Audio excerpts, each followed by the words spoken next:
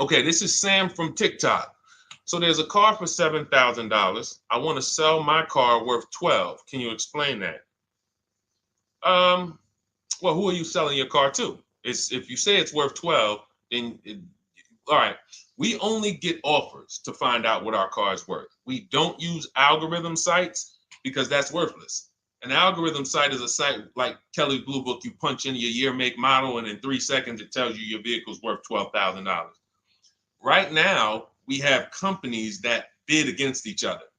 And what you want to do is you want to go on your computer, go to CarMax.com, go to Driveway.com, go to Carvana.com, go to AutoNation.com, go to Kelly's Blue Book Instant Cash Offer.com, and go to Car Gurus. All of them will connect you to somebody or some major buyer who pays cash for cars immediately. Literally, quick inspection, drop your check, and you're on to you literally, it's that simple. We are no longer at the mercy of private owners who are going to come by and look at our car and no one buy it and talk us down.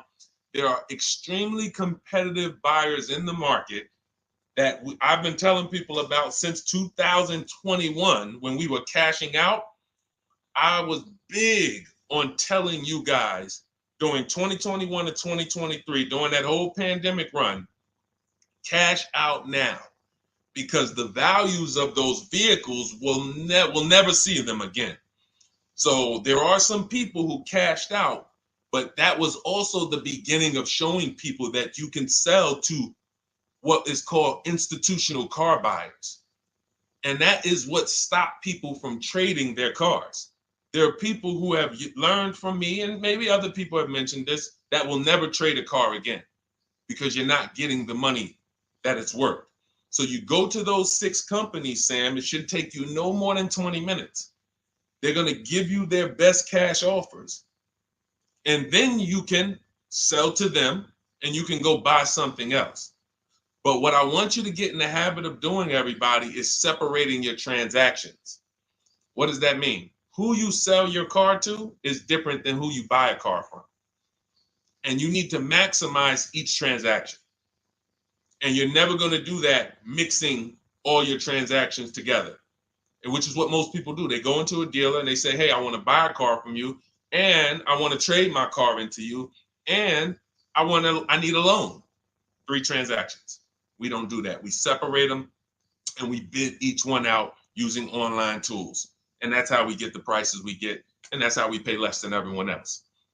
Okay. So the biggest thing, first thing, is go to those 6 websites: CarMax, Driveway, Carvana, KBB, Instant Cash Offer, AutoNation. And all of you who want to find out what your car is really worth, you go to these 6 websites, get your 6 offers, and then you'll find out what your car is really worth. We do not depend on any dealer to tell us what our car is worth at all. Okay? Shoot the next question up, Dolan. And you guys can continue to type your questions. We're bringing them in from all platforms. This is Terrell Taylor. By the way, everything that I'm talking to you guys about is out of my new digital book. It's called Cars from Home: 7 Steps to Saving Time, Money, and Avoiding Dealerships. Some of you may have it. If you have it, shout out to those who have it, and shout out to those who've used it to actually pay less than everyone else. And make sure I want you to be like Tiffany. Send me your deals. Send me your deals. When you get your cars, I want you to actually send me the results. Look, this is, oh no, that's not Tiffany. That's someone else who used the book. Look, used the book, got $175 a month less than her first quotes before she used the book. So send me, but you can get a copy of this book immediately for 75% off. It's normally $97. Go to my TikTok bio. You won't leave the broadcast, and you can have the entire blueprint. If you don't want to try to remember everything I'll be teaching you over the next hour, you can have the blueprint. You won't pay the $75. You'll get the 75% off. And we also have a comment pinned in the comment section for you guys on YouTube and on Facebook, and on Instagram. You go to my bio. So anyway, go get it, because it's only for 30 minutes. After the timer goes off, it's $97. It's still worth every penny. You can Google it. 5-star book. You can see all the people who rated it, all the people who's using it. This isn't a test. to do, but I want you to get it at 75% off. It's better to pay $24 than $97. Okay, Terrell Taylor. So you said, Terrell Taylor on YouTube said, I have $35,000 to $40,000 to buy a truck with. Should I buy a used or a late model new, 2022 to 24? So whenever we're considering a late model used car, this is a model like Terrell said that is 1 to 2 years old. Let me tell you why I don't like shopping for those first. I like to shop for a new price first. Whenever you are buying 1 or 2 year old used vehicles, you have to realize something. How do dealers get used cars? Trade, or they get them off lease, they buy them. When you have not waited 3 years, you're not going to see a lot of used vehicles in that option because most people don't buy a vehicle and then trade it in 2 years. So you're not going to see a lot of 1 and 2 year old used vehicles. I don't like that because when there's not a lot of a vehicle, the people who have that vehicle get to set very high prices that we have nothing to compare it to. And that's a recipe for losing and overpaying. I've had people come to me who are looking like you, and what I say is, I say, okay, shop for a new one first. I'm gonna tell you why. When you shop for a new one first, you get to see what the market value is. So take Sean. I'm showing Sean. Some of you have seen Sean. He got an F-150 Lightning XLT, $73,000 vehicle. Using what we teach and getting bids from home, using the Cars from Home system, he saved $21,000 on a new one. That was his best offer. He got multiple offers because we always get at least 5. So his best offer, he saves $21,000. If he had gone to look for a 1 or 2 year old one of this, he would have never known that the new ones he can save $20,000 off of if he shops right. Now, some vehicles, it might be $7,000 off, $10,000 off, $5,000 off. The point is, until you know what the new market is for a vehicle, you can't shop a 1 or 2 year old one. Because what happens if you shop a 1 year old version of what Sean got and he goes and he pays, he pays 65 for it because he thinks, or let's say 60. Let's say 60. A brand new one, 73. Someone else is charging 60. All right, it's 2 years old. Let me get that one. Not 15 grand off. Problem is, he just overpaid for a vehicle because he could have got a new one for less than he got that 1 or 2 year old one. That's why the recent shoppers, anytime you guys are shopping 1 or 2 year old, you have to shop new first to find out what the market is. Now, in my book, I have my strategies for shopping new online and shopping pre-owned. It's totally different. Pre-owned, you want to go to all the marketplaces. If a vehicle's not on a marketplace, y'all, don't shop. Don't look at it. What does that mean? You ever walk into a used car dealer and you see a used car, but there's no price on it? Type a $ if you've ever experienced this. If you've ever looked at a deal, you've been in a dealership, you see they have a used car, there's no price on it. Type a $ if you've experienced that. Okay, I see you, Terrell. Okay, perfect. I see you, Don Dickey. Okay, perfect. All right, we have enough people. All right, Makeover Forever Studios. I see you. Okay, Todd May, I see you. So this is a common thing. When you go and look at that vehicle, the most dangerous thing to do, I see you, Tony, is to negotiate on a car with no price because they can make the price up. When a car is on a marketplace like cars.com, carfax.com, carguru.com, carvana.com, carmax.com, these are all the marketplaces we shop for used cars at once. It's like a big round robin for us. This is how I want you to shop. Now you must be competitive or no one's coming. Now there's some people who try to pull a tactic. They'll list a car for 20. They have no intentions on selling it for 20. But they want you to come in and then they'll charge you more, fees, makeup fees and all of that stuff. That's why we always call beforehand. But we know the power is online. The competition is online. So when you're looking, Terrell, you're either deciding, all right, I'm either going to look for a new vehicle, find out what the market price is for the vehicle I'm looking for and how much I can save. What's my best offer? You need to get at least 5 offers. I'm telling you, it's going to be big differences.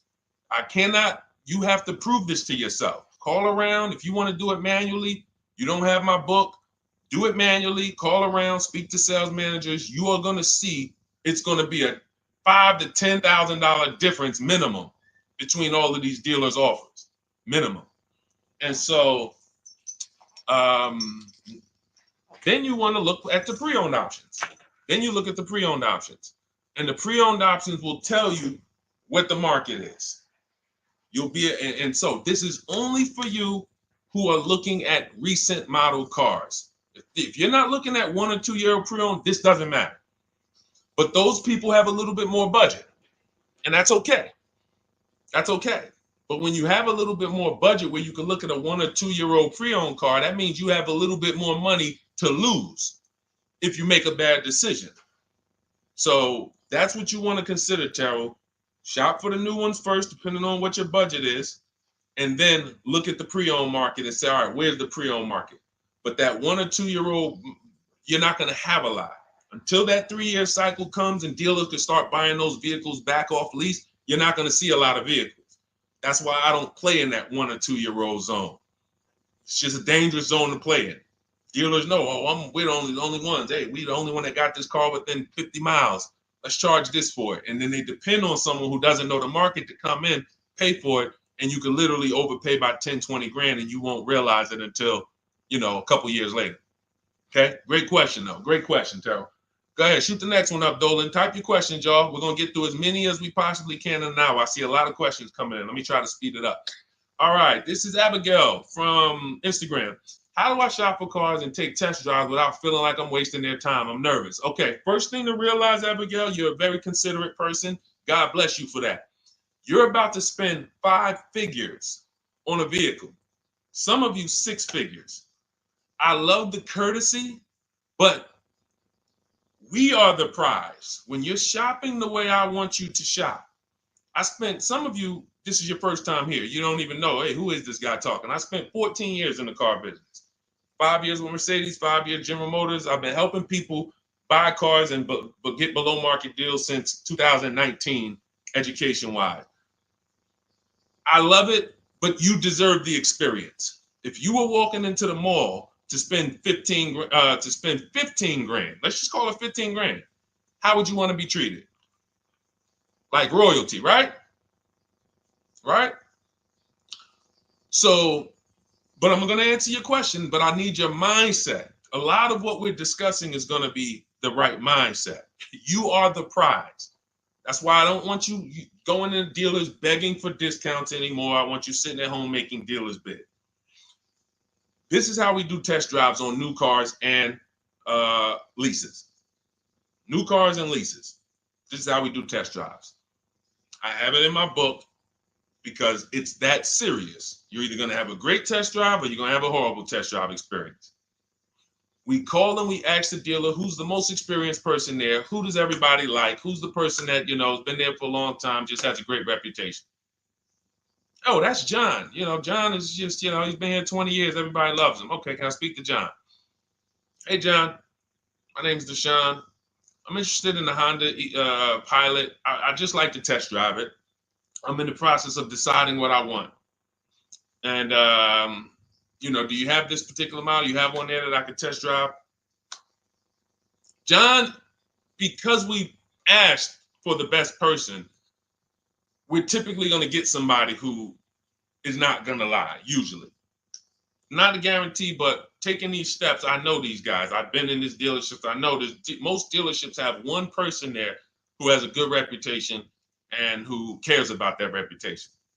If you're enjoying this content, hit the like button, y'all. And Keith, y'all killing the likes on TikTok. Shout out to everybody who's hitting the likes on TikTok, to double tapping the screen.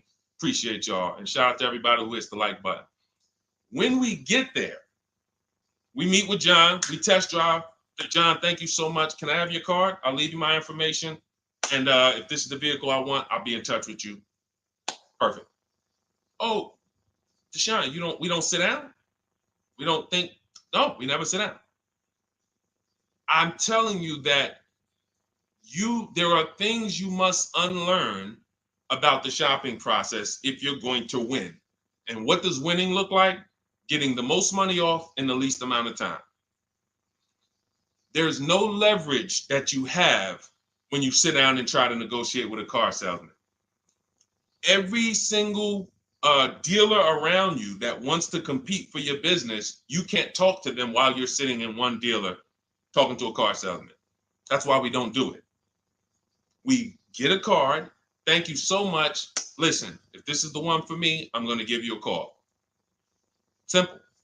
Pressure's off. There's no pressure in our system. You can't pressure us. That's what I want you doing. New cars, leases, that's how you test drive. 20 minutes, you're in and out. And I'm a car salesman at heart because that's what I am by profession. I would never develop a system that would allow you to waste car salesmen's time. I just wouldn't do it. I developed a system that when our people go get cars, look at Ansley.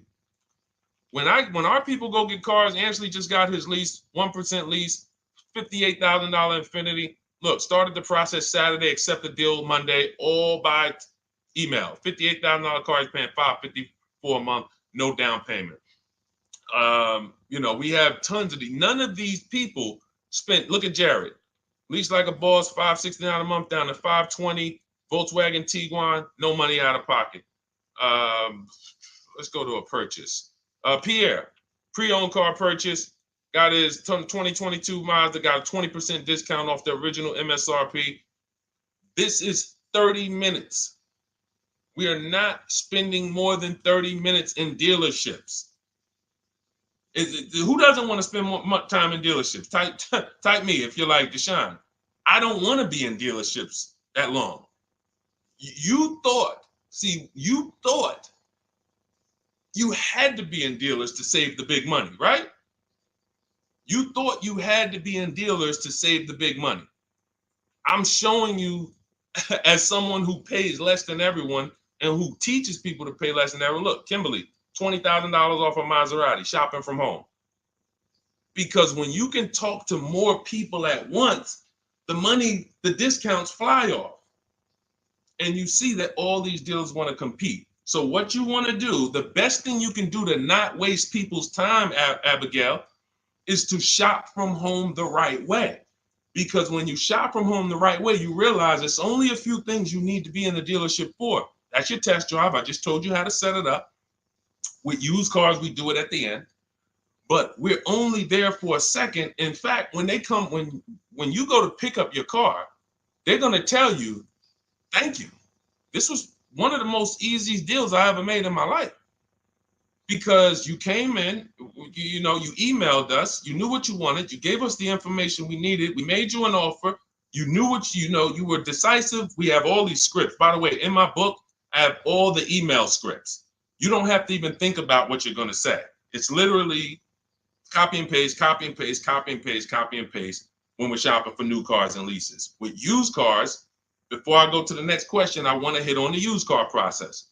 Used cars, we must test drive at the end. We can't test drive used cars over here and then go and buy another used car over here.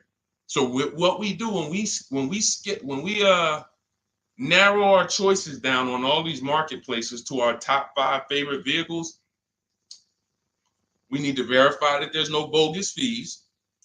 When I was shopping for my Infiniti truck, I narrowed it down to 4 vehicles. But I'm going to tell you something that's the most, who's bought a used car in their life? Type the letter U.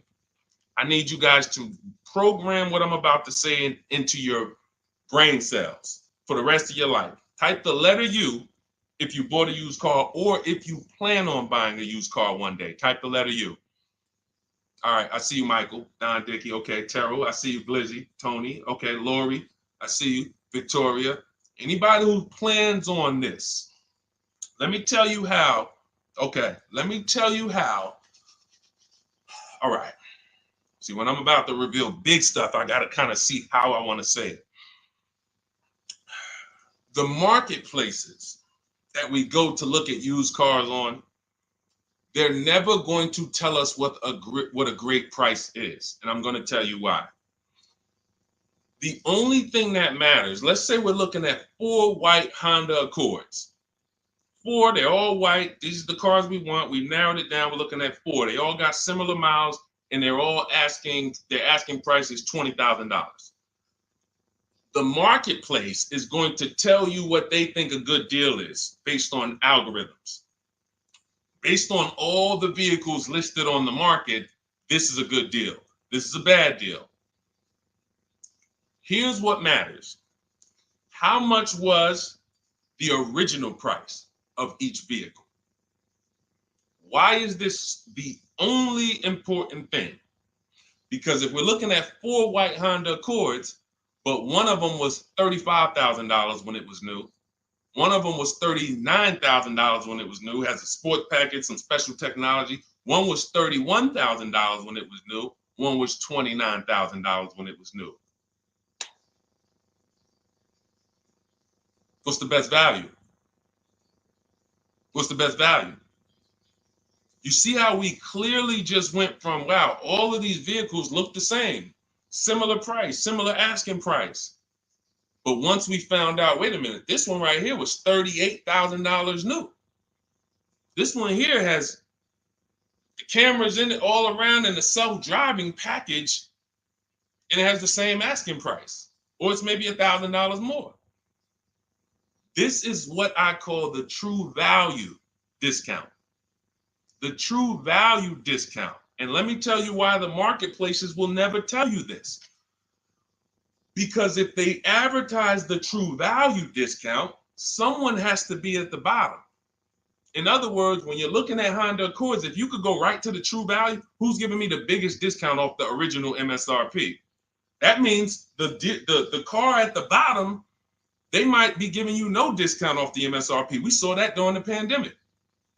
It was people selling, who remembers people selling Toyota Camrys, 3-year-old Toyota Camrys for the same price as they were when they were new? There was some deal, everyone wasn't. I know a couple dealers, I know a couple general managers who run dealerships who are ethical.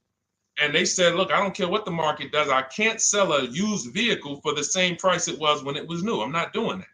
Because when that customer comes back in 3 years to deal with me, I'm going to have to help them again. And if I bury them in their car, then I'm not going to be able to help them. But there were plenty of people who was. The true value discount is all that matters, which means we have to know what the car was new. We have to find the Maroni label. We have to go on the Carfax. We have to go to where the window sticker is and get the original price. And then we'll clearly see, oh, that's the best used car. And no one else shops like that. No one else shops like that. If y'all get that, type dollar signs. If you get that, what I just said, type dollar signs. That is what is important, not what they tell you is a good deal. So going back to me, when I got my Infiniti truck, 4 vehicles, all in a similar price range, all white. They were between $1,800 difference from each other, similar miles. But once I found out that one was 46,000 new, one was 48,000 new, one was 52,000, and the one I ended up getting was 54,000. That separated it. The one that was 54,000 new, they were giving me a 42% discount asking price. These are things that help you cut through the mess, the smoke and mirrors of the car business. In order for you to win and pay less than everyone else, you have to cut through the smoke and mirrors. That's what I'm great at showing you because I was in the business. So these are the things that, again, if you say, Deshone, I need the whole blueprint. I need to give me the step-by-step. I'm leasing, used cars, high mileage, new cars. Give it to me step-by-step. That is my new digital book. It's called Cars from Home, 7 Steps to Saving Time, Money, and Avoiding Dealerships. It'll be in your inbox in literally 5 minutes, and you get yours for 75% off. Support yourself and support your family by getting your copy. Go to my YouTube comments. We have a link right there pinned for you guys. We have a link in the Facebook comments. Get your book for 75% off for the next 30 minutes. You'll see a timer on the page. Now, if you're on TikTok, click that picture of me and go to that link in my TikTok bio and click the one that says 75% off to activate the 75% off link. Get your book so that you never have to wonder about this. Now, we're going to continue, but I just know as we answer more questions, some of you are going to forget that. What we just went over in the last 10 minutes, this next question, you're going to forget all of that. All right? Now, Dennis Gamister from Instagram, on a lease agreement, does the deal use the MSRP or the discounted price? So when we're shopping for leases, this is what we do.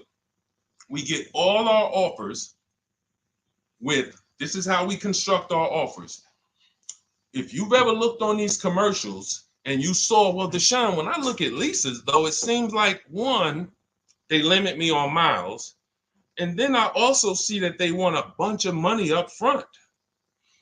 You are correct. But they only limit you on miles according to the miles you told them you were going to drive. They don't pick the miles for you. We select the miles. And what ends up happening is people will, because they typically don't know how to shop, they're negotiating. They'll say, all right, well, my payment's $400. That's my budget. I drive more than 10,000 miles a year, but I guess I'll just take the 10. Instead of paying $20 more to get 12, they'll take the 10, and then they'll say something like, if I go over, I'll just buy it. Horrible idea. Absolutely catastrophic idea. Or if I go over, they blame the lease. They literally will get the penalty, get the bill for the 6,000 extra miles that they used, and they're charging them 25 cents a mile now, and say, man, this is why I don't want to lease, because they limit me on my miles. No, they didn't. To save $20 a month, you pick the lower miles. You can customize leases up to 15,000 miles if you want, 18,000 miles. Look at Jen. Jen just got her lease on her Honda. Hold on, where's Jen's lease? She got an 18,000 mile a year lease. Now, the way we shop is 12,000 miles per year, only first month's payment due at signing, and we shop it taxes and fees in the payment. Jen, her best offer on her Honda CR-V hybrid, which is one of the most popular hybrid crossovers in the market, she got $512 a month, 12,000 miles. That's a 1.3 lease. We'll talk about the 1% rule for great lease deals and the 1.5% for overpaying. She gets 1.3. She bumps it up to 18,000 miles per year. But look how much more, y'all. $50. So for $50 more a month, she, instead of driving 12,000 miles, she gets to drive 18,000 miles. And she gets to drive as much as she needs to for $50. Versus her saying, you know, I'm going to take the 12 knowing I don't drive 12, and then I'm going to get penalties and, again, blame the lease. The lease is custom. And the first time I learned about high mileage leases was when I was working at Hyundai. I was a manager at Hyundai for a short period of time. It was a highway dealer. The guy ended up going to jail. It was typical, like, you know, I've worked in some dealers, some phenomenal dealers, but this one was like, if you ever could imagine the prototypical highway scam dealership, I mean, this was it. So I was only there for 6 weeks, but I was a manager, and what I saw was I was taking care of this guy's lease who was just finished with it. He had 72,000 miles on it, and I went out there and I said, wait, you leased this? 72,000 miles? He said, yeah, I always lease now. He said, I used to come in every time I bought a car, my negative equity was ridiculous, $15,000, $10,000. I had to keep writing these big checks. And I just said, you know, let me switch to leasing. A customer taught me about high mileage leasing. That's why when I say car salesmen aren't trained, they're not trained. We learn things by intuitiveness and curiosity, and you know, we're not trained on finance and insurance and leases versus buying, none of that. You know, so anyway, I said, wow. And so I looked at his payment. This guy is only paying like $175 more a month, not even, to drive 25,000 miles a year. So if a normal Hyundai lease was $299, he's paying $450, $475, and he's driving 25,000 miles a year. Boom, drops it off, Boom. No negative equity, none of the trash that most high mileage drivers are dealing with. So when we are shopping for a lease, we have to shop with our template. Whenever you're getting your lease quotes, it's 12,000 miles a year, first month's payment only due at signing, taxes and fees in the payment. Assume tier 1. That's what we blast out. In my book, I have something called the 25 to 5 strategy.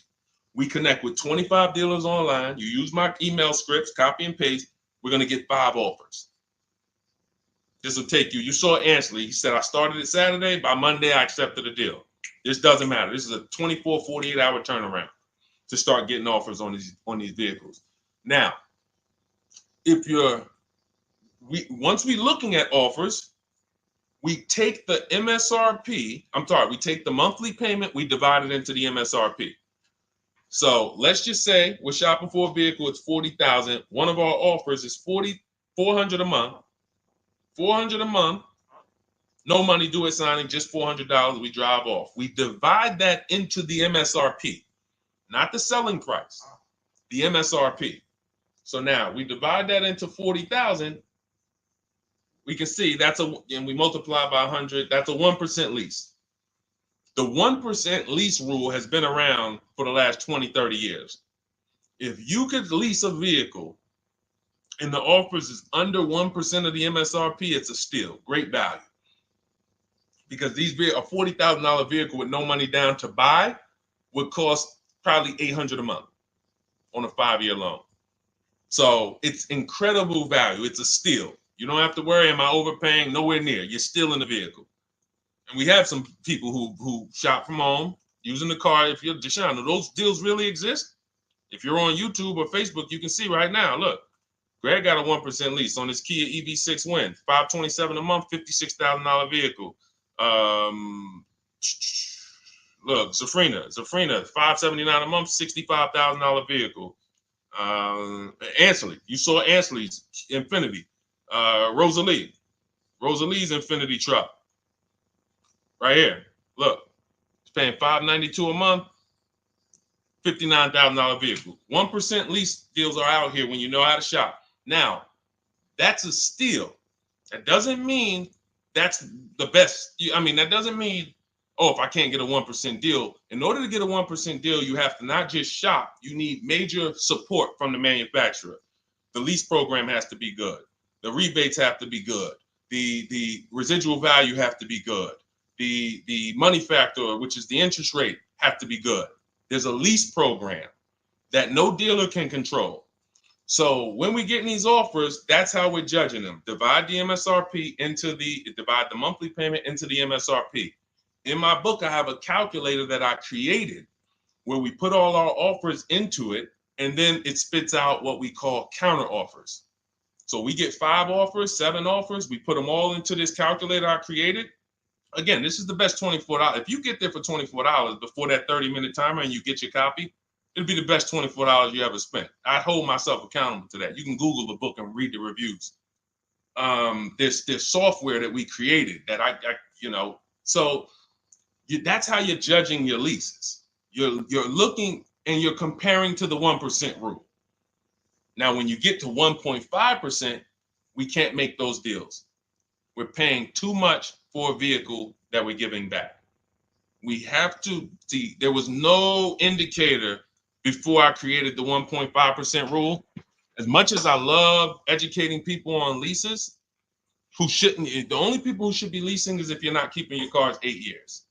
All of you long-term people who you keep your cars more than 8 years, don't think about leasing at all. You should be shopping for below market purchases. But if you're not keeping your cars 8 years, you're losing thousands of dollars not leasing cars. Depreciation is where you lose. Resale value is where you lose. So the 1% rule is what our anchor is, but 1.2 is great value. 1.3, great value. 1.4, good value. 1.5, good value. Anything over 1.5, now we're paying too much for a vehicle that we're giving back. So that's how we're judging. That's how we're judging and comparing our lease offers. And with the calculators that are in my book, you can literally do this in seconds. This stuff, these mathematical things that used to be complex, even hard for me to explain, when you're using the stuff in my book and you're seeing, wait, There's calculators I can do this. Boom, boom. Why don't these calculators exist on Google? Because anything that makes dealers compete, they're not going to make for you.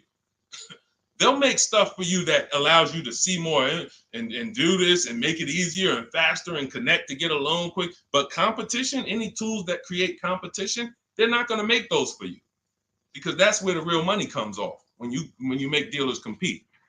Okay, so you want your copy of Cars from Home, 7 Steps of Saving Time, Money, and Avoiding Dealerships. Click the picture of me on Instagram or TikTok. It's going to take you to my bio. You won't leave the broadcast. Click that link, and then click the button that activates the 75% off, and you'll have 30 minutes. Once the timer goes to 0, the $97 price is what you have to pay if you want it. It's up to you, but $24 is much better than $97. $97 is still a great price. I have no doubt that you guys would write me, especially the more you use this. 1, 2 cars, 3 cars. You get 1 lease this year, a used car next year, a new car in about 4 years, and Deshone, what about when websites change? What about, this is an online system. Websites go out of business. Vroom went out of business. They were in my book. We used to get bids from them to sell cars to them. When we were shopping for used cars, they were in my multiple marketplace strategy. They went out of business. I went right into the master file, updated the 9,000 people that had a book. It was probably like 2,000, 3,000 at that particular time. And the next time people opened the book file, there was no room. That's why the book is digital. That's one of the reasons. You'll see the other reasons is I have scripts that I link you to. I have PDFs I link you to. Videos I link you to. I couldn't do this with a real physical book. So again, in the YouTube comments, in the Facebook comments, we have a link for you guys to get your book at 75% off for 30 minutes and use it. All right, Dolan, shoot the next one in, brother. Let's go. How old of a used car should a person buy? That's based on budget. I like to start with, when we open those marketplaces, Tony, you want to start with the most recent cars. The first thing you're doing when you open up the marketplaces, y'all, first of all, we're creating accounts. Out of all those marketplaces I named, 6 or 7 of them, we use 8. We use eBay Motors, we use Carfax.com, we use Cars.com, Autotrader.com, CarGurus.com, Carvana, CarMax, Driveway, and that's 8. 7 of those, or 6, allow us to create an account. Why is it important to create an account? So that every single new car that matches our criteria, as soon as it's listed, we get a notification. The people who have that notification on, most of them don't know how to assess the market like I'm showing you. So even if they get a notification that the car was just posted, they're not going to have the information to take advantage of it. They're going to hesitate. What we do is, the first thing we do after we create our account is we're now assessing the market. Where's the low prices? Where's the high prices? And I'll usually go 3 years back, sometimes 4 years back, and let's assess the market. Now, I have another calculator in the, matter of fact, let me show this to you guys. I have another calculator. It's called the Perfect Budget Calculator. The Perfect Budget Calculator. What this does, you guys can't see this on YouTube, but you can see it on you can't see this on TikTok. But if you go over to YouTube, Facebook, or Instagram, you'll be able to see what I'm sharing right now. Now, what often happens is, let me share this. Hang on. Boom. Okay.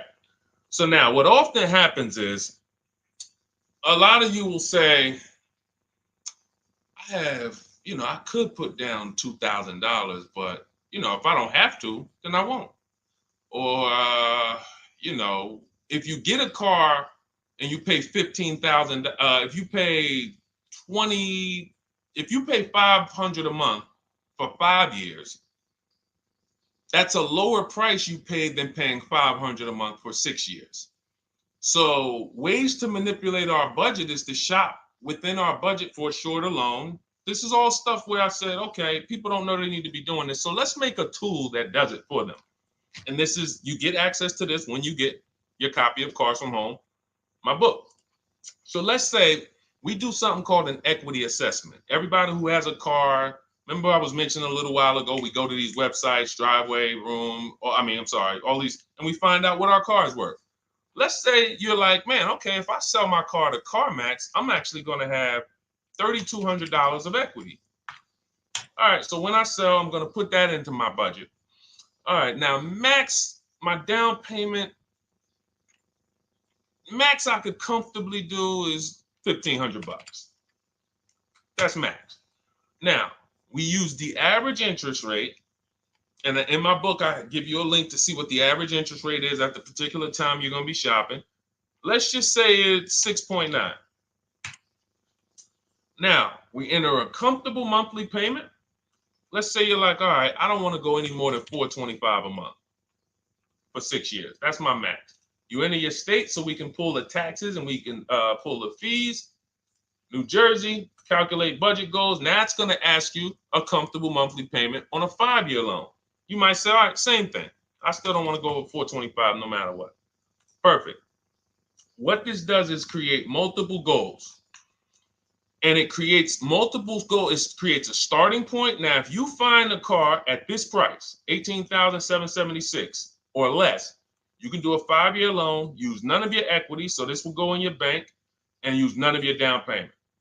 Now, next goal may be, okay, $22,000 or less. 6-year loan, no equity, no down payment. So the first two goals are no money down goals. If I find a car anywhere in these price ranges, I can do these deals, no money down. Now, this is one where I use my equity, but no down payment. Goal number 4, I use my equity for a 6-year loan, no down payment. Now, goal number 5. Now you can see the price of the car is getting higher. Use equity, use my use equity and down payment, but it's 5-year loan. And then here is your max budget. Your max budget, which is fine. There's nothing wrong with if you find a vehicle that, once you use this and you find the best price vehicle, as long as you are under this number, you are fine. The problem is when you go over that number. The problem is when you go over budget. All of these goals are your budget. So when I got my Infinity truck, I got my goal out. It was my fourth goal. Now, this is how you make sure when you go out to shop, and look at the top. What does it say? You select your state determines the sales tax, will factor it in, give you precise figures. Now, you'll notice, what about the fees, Deshone? Don't all these cars charge fees? We've already factored in the taxes, and we've added $1,000 for fees. What is $1,000? The documentation fee and the motor vehicle fees. It's all in there. So you can go out and know that's my max budget. I cannot buy a vehicle, make a deal on a vehicle where my purchase price is more than $26,729. That's the perfect budget calculator. So there are certain things that I had to create. No one does them. Everything that I was referring you guys to, all the websites, I was doing this, and there was some things where I couldn't refer you to anything because it doesn't exist. We had to build it. So this is how we make sure we are shopping, whether it be for new cars, used cars, below our budget. And that's not how you make, but here's the thing. I need you, before we go to the next question, I need you to understand something. That doesn't make sure you pay below market price.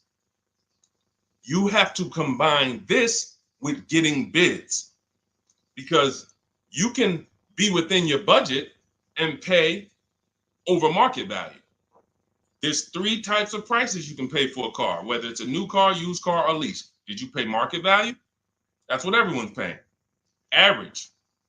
Did you pay over market value? Our only deals we make are below market value. And the way that happens is through bidding and creating a marketplace around you where all these people are competing for your business. That is how you combine that with the budget. This will keep you below your budget, but it does not guarantee. If I gave this to you, all of you would be like, this is great. I'm never going to go over my budget again. But it does not, until you combine that with getting bids for whatever you're looking for, you still run the risk of overpaying, even if you're under budget. Okay? Clear? Type $ if you're all clear before we move to the next question. And there's no way for us to do this manually. If there was a way that you could do this manually, trust me, I would have told y'all to saw me make a video about it all day on my social media. There was just no way. We had to build software. And you know, in my book, you guys will have access to at least 5 calculators for counter offers for new cars, true value discounts when you put the new price you put the original new price of the used car deal, whatever used car you're buying, you put the new car price in, and then you put in the asking price, and it tells you the true value discount, perfect budget calculator. We have at least 5 softwares that I've custom built, and you know, to make sure you guys get great value. So again, you know, I didn't want to be the person who said, you know, you guys know, there's plenty of people who be like, man, the value I'm giving you guys, I'm gonna charge $2.99 for the book, whatever. The people who pay, they'll save the money. And the people who pay, there'll be some people, because some people are gonna pay, they just see value. Poor people look at cost. Wealthy people look at value. People who are into financial literacy they don't ask themselves, how much does that cost? They ask themselves, what's the value I'm getting from that? And I could have said, well, you know what? I'm going to help you pay less than everyone on new cars, used cars, leases. We'll do $200, $300 for the book. And I only want to sell it to 1% or 5% of the pie. But at the end of the day, my mission is to help as many people want to be helped. And so that's why I said, okay, $97. But even our welcome offer, you got a chance to get it for $24 if you get there before the 30 minutes is up. Okay? YouTube link, get your copy. And make sure you save the support email, guys.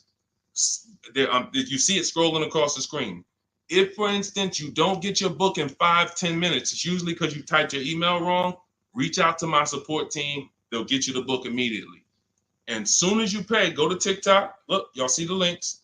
Go to my bio on YouTube and Instagram. Get your copy. And as soon as you pay your $24, there's going to be a page that says screenshot this page. Right on that page, you can access your book. I want you to have the book immediately, but I also, in case you know, some of you type wrong, big thing, you know, we fat finger stuff. I want you to have the support email so that you can reach out to my team so we can make sure that book is in your inbox so you can use it and start saving money and building confidence. Okay, Dolan, next question, man. Let's keep it rolling. Okay, there's something about Mary on Instagram. I bought a car as is, and in less than a month, motor lock, can I sue for selling me a lemon? I'm not a lemon law attorney, but that is not what a lemon law case is based off of, in my understanding. Lemon law case is based on you buying a vehicle and the same thing continuing to go wrong at least 3 times. You know, that's a general overview of, you know, what the lemon law process is. And if y'all are enjoying the broadcast on TikTok, can y'all just double tap the screen and keep running those likes up? Every time y'all do that, y'all help TikTok bring more people here, and I appreciate it. If you're going to spend some time with us and, you know, every time just you hear something you like and you're like, man, we got to share this. Oh, and shout out to Madhu for sharing.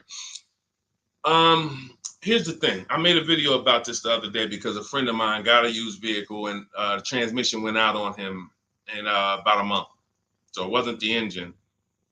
But when you buy a vehicle as is, it's very tough for you to have any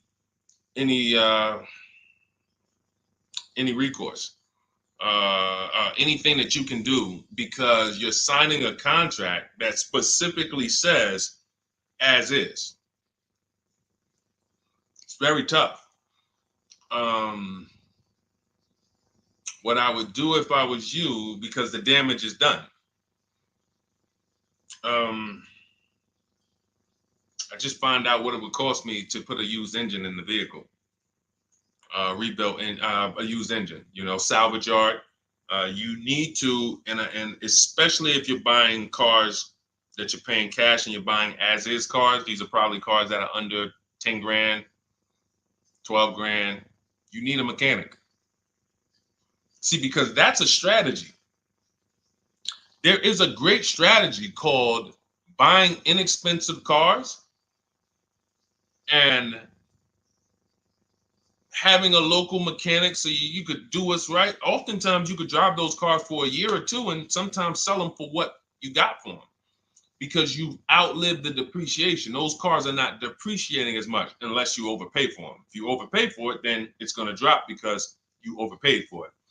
But if you pay a great price on some of these vehicles, you can oftentimes win with this, but it requires skills.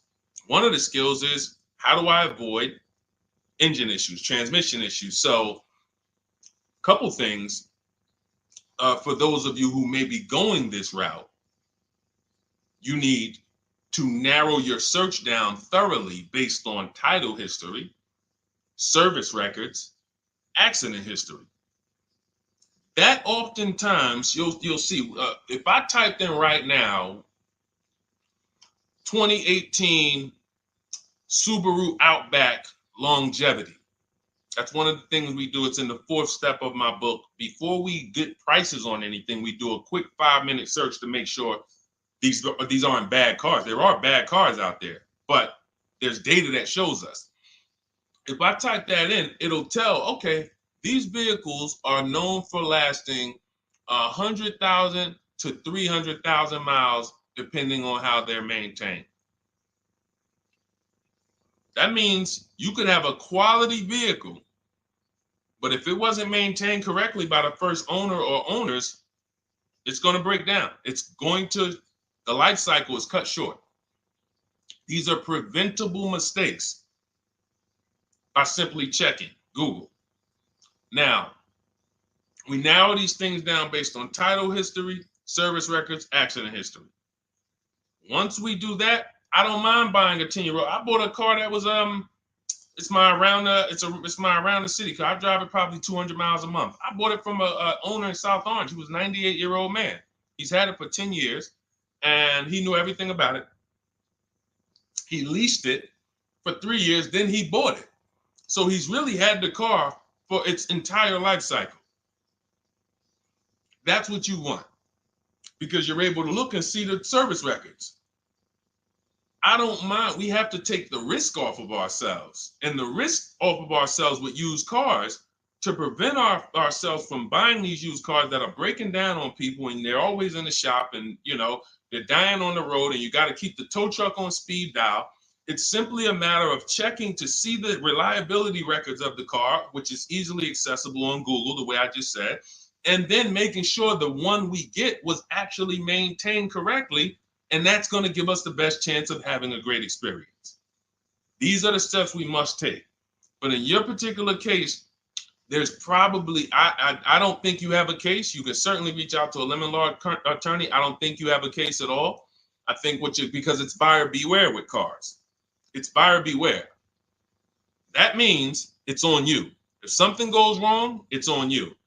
And so what I would do is I would find a local mechanic that I trust, that everyone loves in the neighborhood, and I've been there for 10 years, 20 years. And I would say, listen, can you find out what it would cost me to put another engine in this vehicle? My father did this on his GMC Envoy about 6 years ago. It was a 2008 Envoy. The engine went out on him. He put a new engine in the vehicle. One of the best $2,000 he ever spent, $2,000 or $2,500, whatever it cost him. They put a new engine in that vehicle. He still has it. He's about to sell it for about $4,000. He's had that vehicle from 2013. Think about that. A lot of people, engine goes out, they sell the car. It's worthless now, so they take the loss. Meanwhile, man, let me come up with $2,500 and I still got no car payment for the next 6 years. We don't need to be so quick to go replace our cars. If we follow these strategies, we can actually, I love to see more people doing that. Just go fix the car. But don't go to the dealership to fix it when they tell you, hey, the engine's gonna cost $10,000. And what does the dealership say, y'all? When you have these major issues and the dealership tells you the transmission is $7,000 and a new engine is $10,000, what's their suggestion? What's their suggestion when they tell you that? Because they already know you're gonna be like, yo, what the heck? I can't pay all of that. What's their suggestion?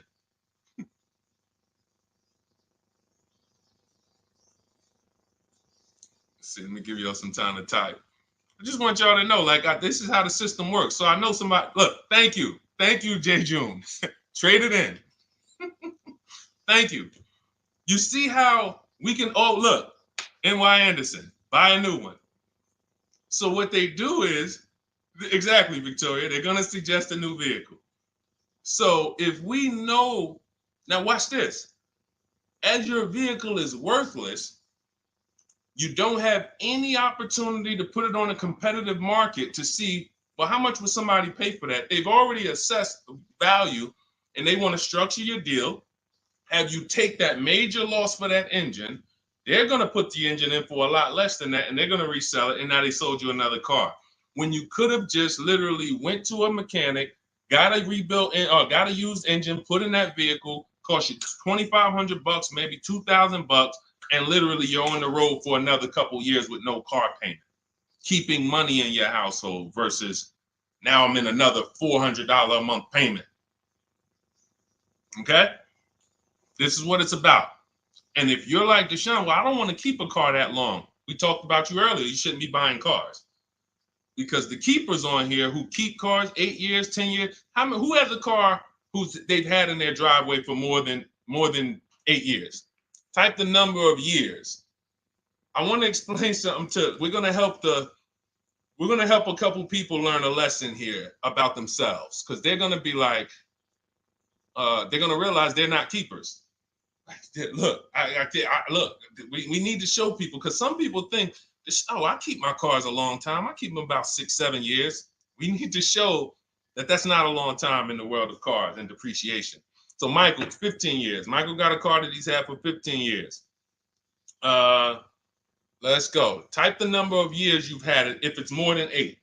Look, Vancia, 11 years. Let's see. See, a lot of people don't keep their cars. Look, NY Anderson said, I drove my last car 14 years. All right, Connie, 15 years. She has a 2004 Chevrolet. Tony on Facebook, 2006. Now, watch this, y'all. If you ask me, Deshone, what's the way to get the most money out of a vehicle? It's to do what they're doing. Tanaya, 9 years. No, Renata, not less than 8. Not less than 8. We're trying to put you into a different cat. We're trying to help you see the category you should be in. Look, 9 years. Donna, 15 years. What's so important for y'all to see about these people is that they have beat depreciation. And that means whatever their vehicles are worth today, a year from now, they're going to be worth about the same. If their vehicles are worth $4,000 today, a year from now, they'll be able to still sell it for about $4,000. But the thing is, they're trying to get the most money out of it because the cost of replacement is expensive compared to what they're doing. No matter how much they got to pay to keep those vehicles on the road every year, a little couple $100, maintenance, whatever, it's nothing compared to going and getting a new car and bringing hundreds of dollars a month or thousands of dollars in the form of cash out of our household. And everyone's not going to do that. And that's okay. You should not be buying cars. You should be shopping for below market leases. Because again, there's 2 ways to save money. Do what the keepers do. You just saw all the keepers. We shouted out all of them. And the other way is to go in and not tie money up in the vehicles in the first place. When you look at somebody like Danielle, she's driving a $44,000 Audi, 2024 Audi A3. That vehicle is $800 a month to buy, no money down. $800 a month for 5 years, maybe $700 a month for 6 years. She's paying $550 a month. She didn't tie up the money in the first place. That's the name of the game with leasing. Bonita on her Telluride. This is also to show you it doesn't matter what the market does. The market could be up or down. We're going to pay less than everyone. This is Bonita.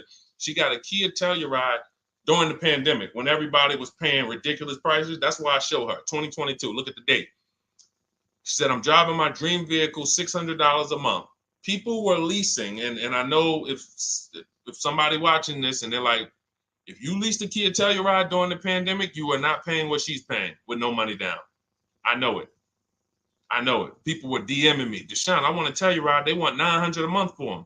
I know people weren't paying $600 a month, but she came in, used our bidding system, used the same strategies you're going to have access to in my digital book. She got $600 a month from home without being in a dealership. Her dream vehicle. This is how you win. You're either going to not tie up your money in vehicles, you're going to drive new vehicles that don't have problems because they're always under warranty and you're paying cents on the dollar compared to people purchasing, or you're going to be a keeper like Michael and like Donna and like the people who said, okay, I'm keeping my vehicle this long. That's why in my book, it's 7 steps. But the first step is to ask yourself how many years you're keeping your next vehicle. That is the first question I would ask you if you and I were shopping together. My first question to you would be, Michael, how many years you want to keep the next vehicle? 8 or more or less than that? If you said to me, Deshone, I'm going to keep it at least 8. All right, let's go for the purchase. New or used, depending on budget, but we're purchasing. We need to find a below market purchase. If you said, Deshone, I'm 6 years max. I can't see myself keeping a car more than 6 years. All right, we're going to shop for a below market lease. Because the money you're going to spend in a below market lease, when you get these below market lease deals, not commercial leases, not what you see on advertisements. Those are ridiculous prices. We don't pay those prices. None of these people that you see, Greg, Charles on his Palisade, none of these are advertisements. They're thousands less. But when you're putting money in the cars and you're driving brand new cars, this is how it was for me when I was 22.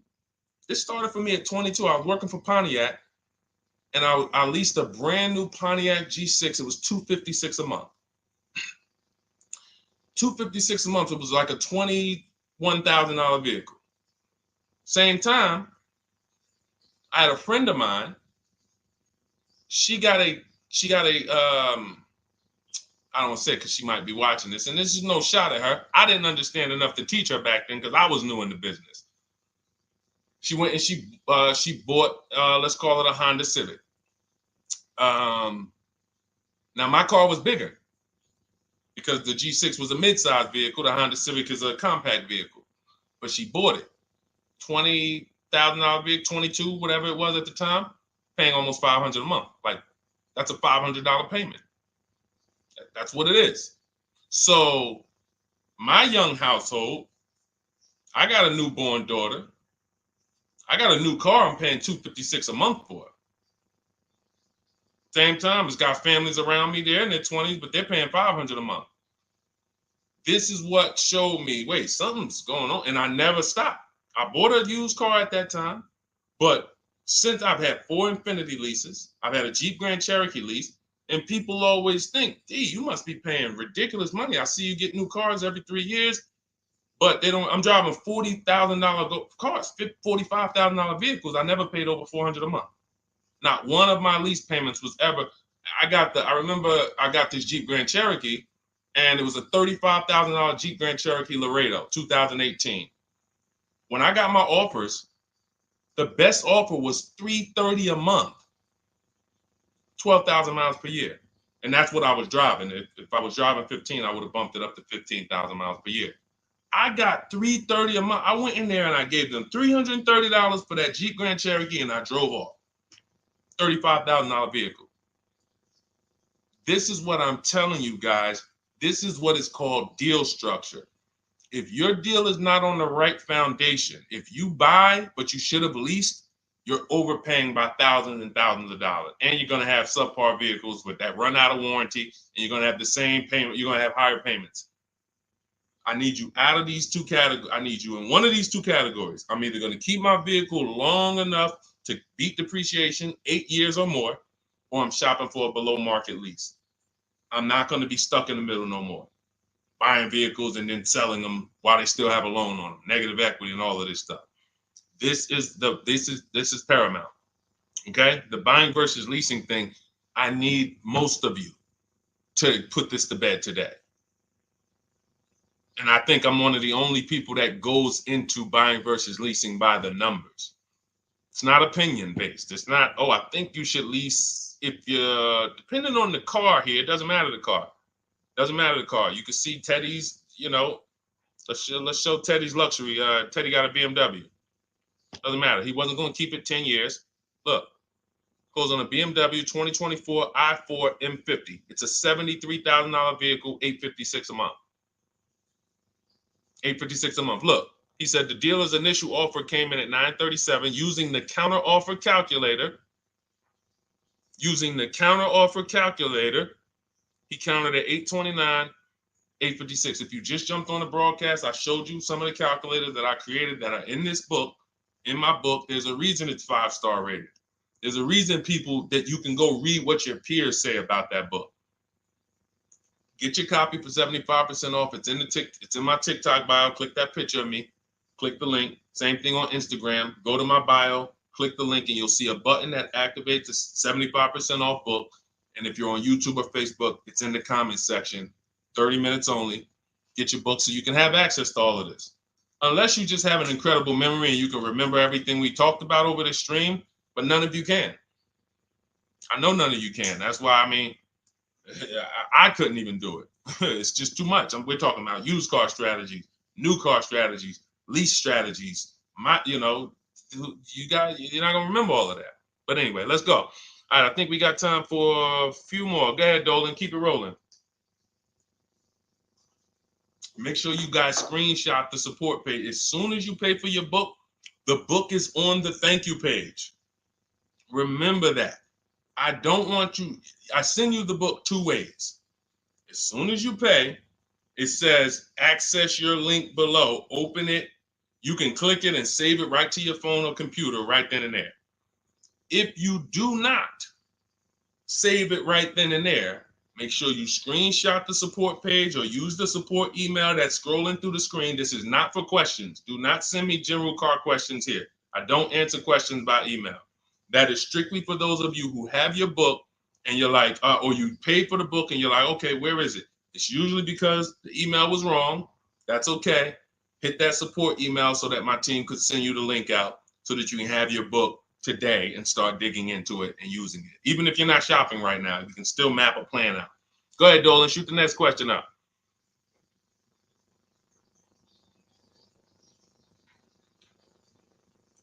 All right, this is Victoria from TikTok. Any tips for how I can get the highest trade-in value for my existing vehicle? Of course, bids.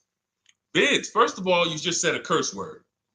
You may not know, but we don't use that T word here because you're never going to get anything. You're not going to get a max value for anything trading. We are fortunate that we have the opportunity to get bids from cash buyers in the market. And I'm not talking about cash buyers like Facebook Marketplace where a person, it's one of your neighbors from your town coming to look at your car. I'm talking about institutional cash buyers. People who cut a check instantly and, they do an inspection.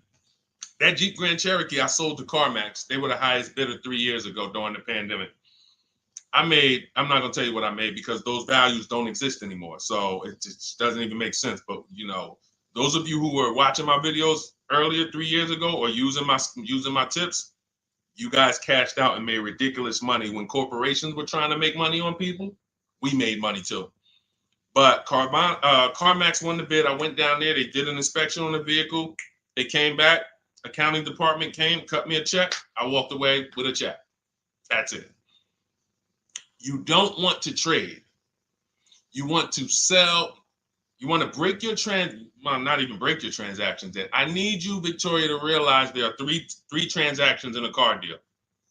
Who you're going to sell your car to, That's one. Who you're going to buy your car from, that's another. Who you're going to get your loan from, that's the third one. Now, you're not always cash buyers. Deshone, I pay cash. Then you don't need that. Deshone, I don't have a vehicle to replace. Then you don't need that. But how do we make sure we get the highest value or the biggest discounts? Bids. Each one, we make the market bid. So what you should do right now, Victoria, this is step 2 in my book. After we decide whether we're going to buy or lease our next vehicle, that's step 1. Then we move to what is called the equity assessment. We need to find out, do we have equity or negative equity? Equity assessment. We call our bank. If we have a loan, we find out what our payoff is. Then we're going to go to carmax.com. I'm going to give you the 6 companies. This is the equity assessment process. We do this for leases too. I don't know if we have time to go into that, but I'm sure there's people on here who didn't know you could sell a lease. Type a question mark if you didn't know. Deshone, what do you mean selling leases? I never heard of that before. Type a question mark if you didn't know you could sell leases. We have an equity assessment process for that too. But what you would do is you go to CarMax, Driveway, Carvana, Kelly's Blue Book Instant Cash Offer. This takes 20 minutes. Auto Nation, Sell My Car, and Car Gurus, Sell My Car. Car Gurus, Auto Nation, Kelly's Blue Book Instant Cash Offer, Driveway, Carvana, CarMax. 6 offers in 20 minutes. That's bids. See, everything we do is a bid. That's how we have peace of mind. We don't negotiate. We make people negotiate with each other. There's 2 schools of thought. I want to remodel my kitchen. I want to remodel my whole kitchen. I go in and I have 5 people come out to give me a quote. One of them comes in and I start negotiating with them. Hey, you got to take less. Yeah, you got to take less. You got to take less. I don't know if it's a good price or not. But when I come in, the first person comes in, I say, hey, okay, great. Is this your best offer? I'm having a couple other people come by. Oh, okay. Okay, thanks a lot. Next offer. Oh, next offer. Oh, well, listen, look, I could beat that. Oh, I'll give you another 5,000 off. They're competing against each other. When someone knows you are shopping their competition, you're making them compete with each other. They're negotiating with each other, not with you. That's a bar. Type of exclamation point if you got that. When people know you're making them compete with their competition, they're negotiating with their competition, not with you. That's the power of bidding. That's why we got grandmothers and single mothers that can come in and do this. That's why we got people who can come in and do this. You know, how are people getting these prices? Not negotiating, because they're making people negotiate with each other to earn their business. They're making banks negotiate with each other to earn their business. It's a beautiful thing. Banks and dealerships depend on you not making them compete. They want to negotiate with you and try to make you imagine and make you think, well, that's the bottom. That's the bottom. And you think that's the bottom, but that's only their bottom. Their competition's bottom is different. Their competition's best interest rate is different. Their competition's best discount is different. And why is what we do so easy? Because we're right here in our houses. That's why our entire system, our company, my book, our mindset is called Cars from Home. Cars from Home. It encompasses everything we do. Cars from Home. So that's what you do, Victoria. First thing you do is you go to those 6 websites, get your 6 cash offers, and that's going to be higher than any dealer you would ever consider trading the car to. Guaranteed. And this also allows us to eliminate the fake emails we get. All of this stuff is computer generated. I know you guys get these emails. Hey, Deuce, great news. We need your 2016 Kia Optima. We have a customer looking for it. We'll pay you $2,000 over MSRP. Who's gotten those emails? We'll pay you $2,000 over Kelly's Blue Book. Who's gotten those emails? Deuce, the list is CarMax, Carvana, KBB Instant Cash Offer, Driveway, Auto Nation, and Car Gurus. Car Gurus. That's step 2 in my book, the equity assessment process. This is stuff we do before we start shopping. Decide whether we buy or lease is step 1. That's going to put our deal on the right foundation. Step 2 is the equity assessment. Everything we do is a path. It's a clear, easy path. Okay, so yeah, I forgot the question that I just asked, but let's go. I could already tell. See, I could tell when I'm winding down because y'all could tell stuff will start blurring to me. That's why I'm like, see, and if that happens to me, I know it happens to you. Like that's why I'm like, listen, grab your copy of Cars from Home. It's a digital book. You'll have it in your inbox in minutes. It has it's continued updates. I probably updated that book 5 times since we originally launched it. Added calculators to it. Those weren't in it originally. I've added the calculators. I'm committed to making stuff better without being like imagine this. Oh, well, you bought volume 1 of Cars from Home, but I just put a new tool in, guys. Now you're going to get volume 2. And now every time a website changes, you got to get volume 2 and volume 3. And 5 years from now, you're getting volume 9 each time. It's like, no, literally one-time cost. And I can't tell you if that'll be around forever. I can't tell you that. I can't tell you 3 years from now, I'm going to be giving free updates of the book. I don't know. But I know today, that's what it is. Everyone who gets their book, you get free updates as I update the book. Because there's value in that. There's value. I could send an email out to people every 3 years and ask them, hey, did you enjoy the book? They're going to say, hey, yeah. Well, here's the thing. My new version is this. There's value in that. It could just be $24. They're already a believer. Someone who used the book's already a believer. So they'd be like, yo, the new version, oh, I'm about to shop again. $24. I'll pay it again. It's the best money I ever spent. But for now, I'm not doing that. Those of you who have the book, you will get free updates, and we'll keep you on the list to make sure you always get free updates of the book. So your link for 75% off is in the YouTube comments. It's only good for 30 minutes. It's in the Facebook comments, and it's in my Instagram and TikTok bios. Click those links in my bio. Click the button that says 75% off my new book. Get there before the $97, before it goes back up to $97. And make sure you save the support email, guys. Screenshot the support email. It's scrolling across the bottom of the screen. If that book is not in your inbox in 5 minutes, I want you to email my support team. Make sure you check your spam. And I also want you to, as soon as you purchase, you'll see, I say, hey, access your book below. So there's a link where you can click, open it up, get your book immediately if you want to download it, but I also email you a copy. But make sure you save the support email just in case. And again, that email is not for questions. Okay, it's not for car shopping questions, nothing like that. That's only to make sure you get your book. Okay, so great. Listen, great job. We've been on here about 1 hour and 20 minutes. Great questions. You guys know I like to go into detail in these questions. I would love to be able to get through 100 questions in 1.5 hours, but that's just not the way it works. We're not talking about buying, $100 items here. If we were talking about house buying, we'd have to go into detail. These are major items. This is the most expensive item y'all are going to buy behind your house. Think about that. And think about how many people are there to protect you when you buy a house. Think about how many people have licenses. See how that question got asked earlier? Can they sue if it was a house and they did you wrong? Sure. You can go before the real estate commission. People can lose their license. People can lose their ability to practice real estate. If they did something unethical, you can bring them before a court and a judge, and you can have recourse. You can get, justice. Cars, you got nobody. No one's licensed. The person who's helping you buy your car that you're sitting there negotiating with, which I want you to stop, they might have just got that job. And they didn't get that job because they're a finance expert and they're someone who understands how to help you, because they're not going to ever make you compete against. They're never going to put you in a position where you can make them compete. They'll say, hey, let's negotiate.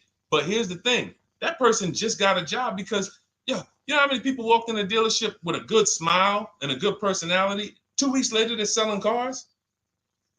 These are the people that are helping you. They're not licensed. They didn't go through school. They didn't go through ethics training. They didn't go through any of this stuff that realtors and brokers have to go through to help you buy houses. So when you get your car, it is on you. That's why you want me working with you. You want my blueprint. You're not by yourself.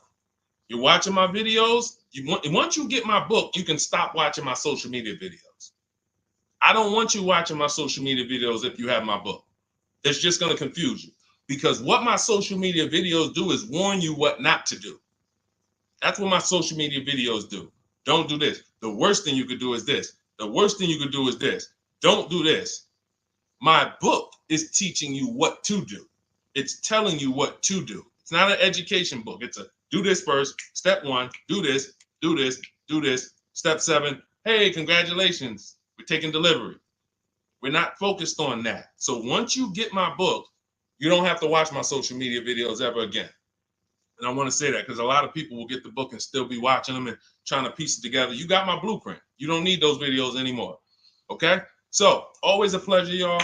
God bless you. To those of you who have your book, make sure you email me when you pick up your cars, send me all the details. Deshone, check this out. This is what I got. This is what I paid, so that we can bring you guys into the stream and continue to tell everybody about you. So about the results. All right. God bless y'all. I will see y'all on the next stream. Always a pleasure.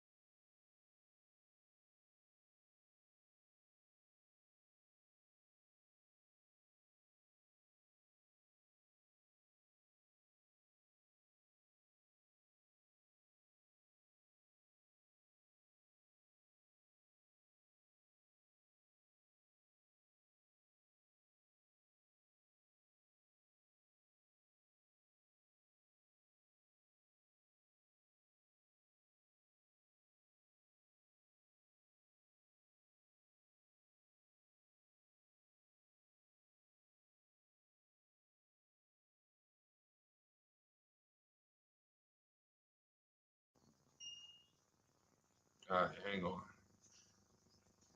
Welcome to Car Shopping Questions and Answers. We are going to be going deep on all your car shopping questions. No question is off limits. And if you don't know me, my name is Deshone the Auto Advisor. We're already up and running on TikTok. We got our first couple questions about to come in, but I need to get back on Facebook because we have to start Facebook, YouTube, and Instagram at the same time, or it's not going to work. So let me it's all good. Stay right there. And I want you guys to start typing your questions. We'll be here for a powerful hour, and I'm just going to go through as many questions as I can in an hour. And we're going to be talking inside stuff. I don't hold back. Some of you know who've been on the stream with me. I do not hold back when it comes to questions and what we do here. So let's just go on Facebook. All right. Hang on. Let me throw the link up. Perfect. Yeah. All right. Okay. We're good to go. Dolan, you can bring the first question in. And let me give a new. Welcome, Facebook. We're on 4 platforms right now going live for car shopping questions and answers. Type your questions in below, and we're going to make sure we get to them. All right. It's not easy getting 4 platforms live at the same time. And we have 2 TikTok channels that we're live on at the same time. So everything we'll be talking about is out of my new digital book, Cars from Home, 7 Steps to Saving Time, Money, and Avoiding Dealerships. I have a special link for you to get a copy at 75% off in my TikTok bio, in my Instagram bio, or in the YouTube or Facebook comments for the next 30 minutes. Let's rock and roll. All right. First question comes from Scott on TikTok. I'm trying to buy a new pickup truck in New Jersey. Not sure how to do it. Well, the first thing we want to do is decide whether we're going to buy or lease. If you're keeping this truck longer than 8 years, then you should be buying. Once you decide whether you're going to buy or lease, and that's how you're going to avoid depreciation. Like you could save a ton of money on this truck, but if you trade that truck in 3 years, 4 years, you're going to lose a lot and you're going to just be buried because you're losing too much over the first 5 to 7 years of the truck's life cycle. So if you're like Deshone, I'm keeping it more than 8 years, no need for me to think about leasing, all good. Now we're going to move to what we call the equity assessment. Do you have any vehicle that you own right now that you need to replace? Because there's a word that we don't use here. Some of you know who've been on the stream with us for a while. What's the word we do not use? Starts with a T. There's a word here. See, so, and I'm moving you through this process. So Scott, I want you to see this is a process. It's not we don't wing it here. So there's a word we don't use. You already decide whether you're going to buy or lease. Let's see. Does anybody know? We might have a lot of new people on here today. Thank you, Brenda. Trade in. Brenda got it. We don't trade in vehicles. Because again, when we start talking about getting all the money on our car deals, we got to realize something. We got to get all the money from each transaction. That means the car we have right now, if we don't get the most money for that, we lost money. The loan we may be getting, if we don't get the lowest interest rate, we lost money. And the car we're buying, if we don't get the best price, we lost money. So what we do is the equity assessment. Let me know if you have a vehicle you're going to be replacing. We would make sure we go online, we go to bidders, and we find out the highest bid we can get on our vehicles. Takes us 20 minutes.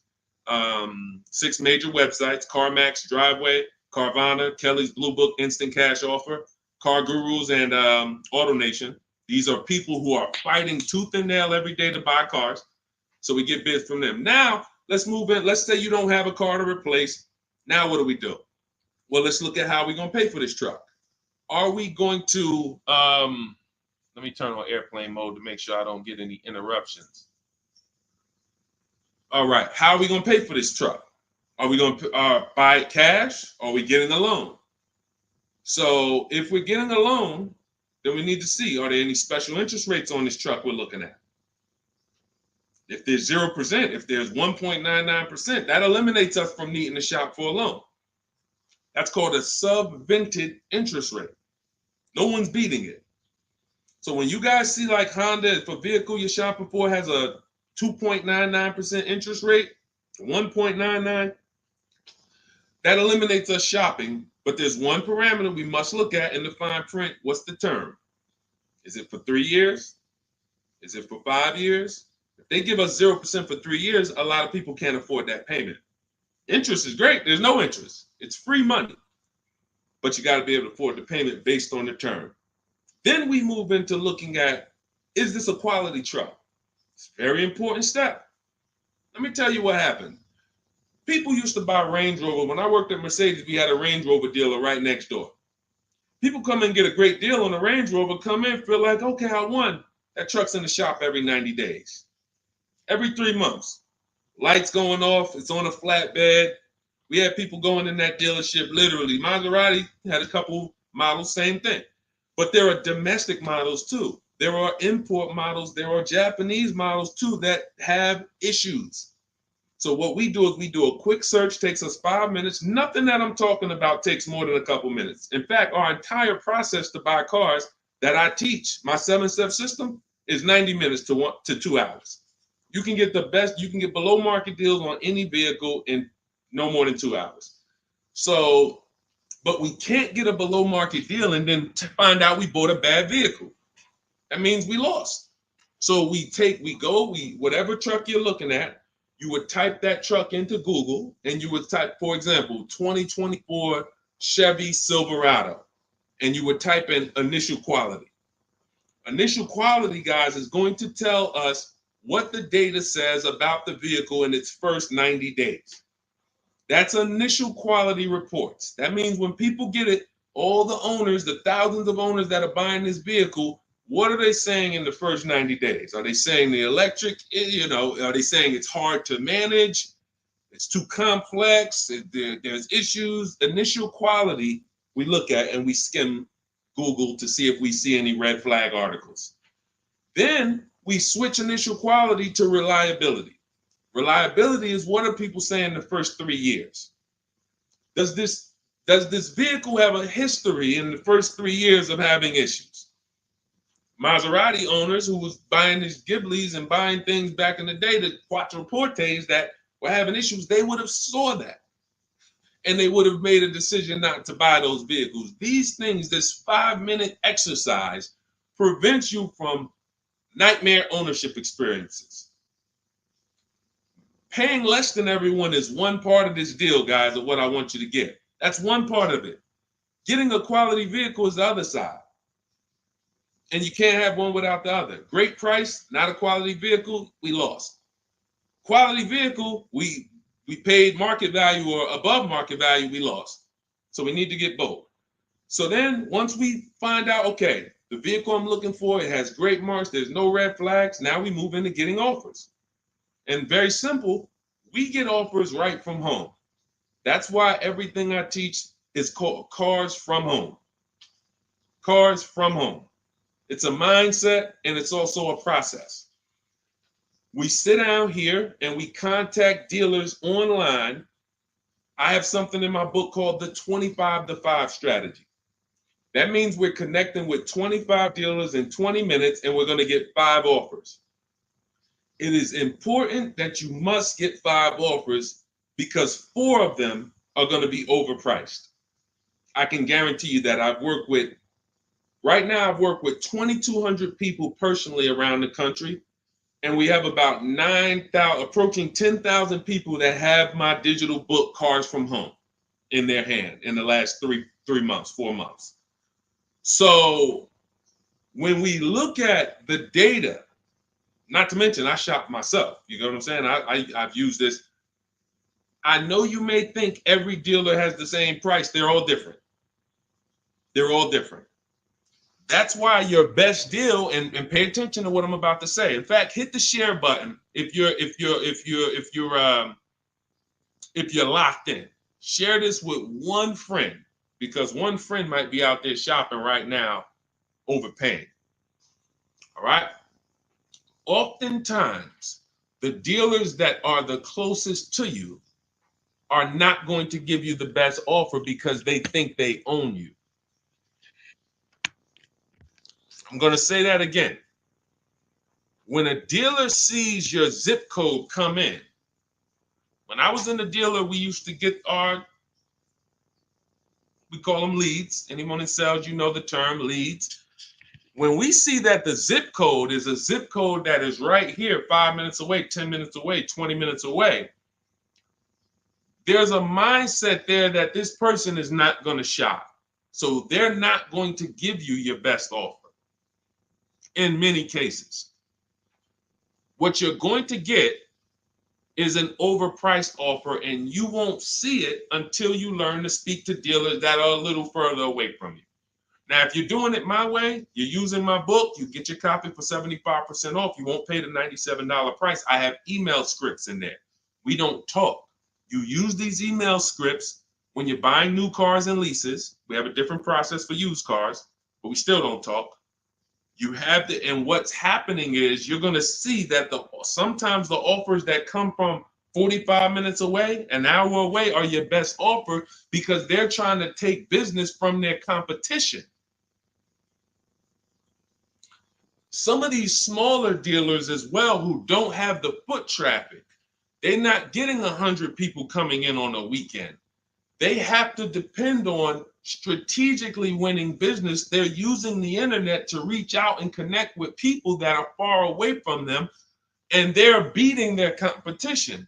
But if you're programmed to go right into your local dealer, you're never going to get their prices. Type a $ if y'all are following.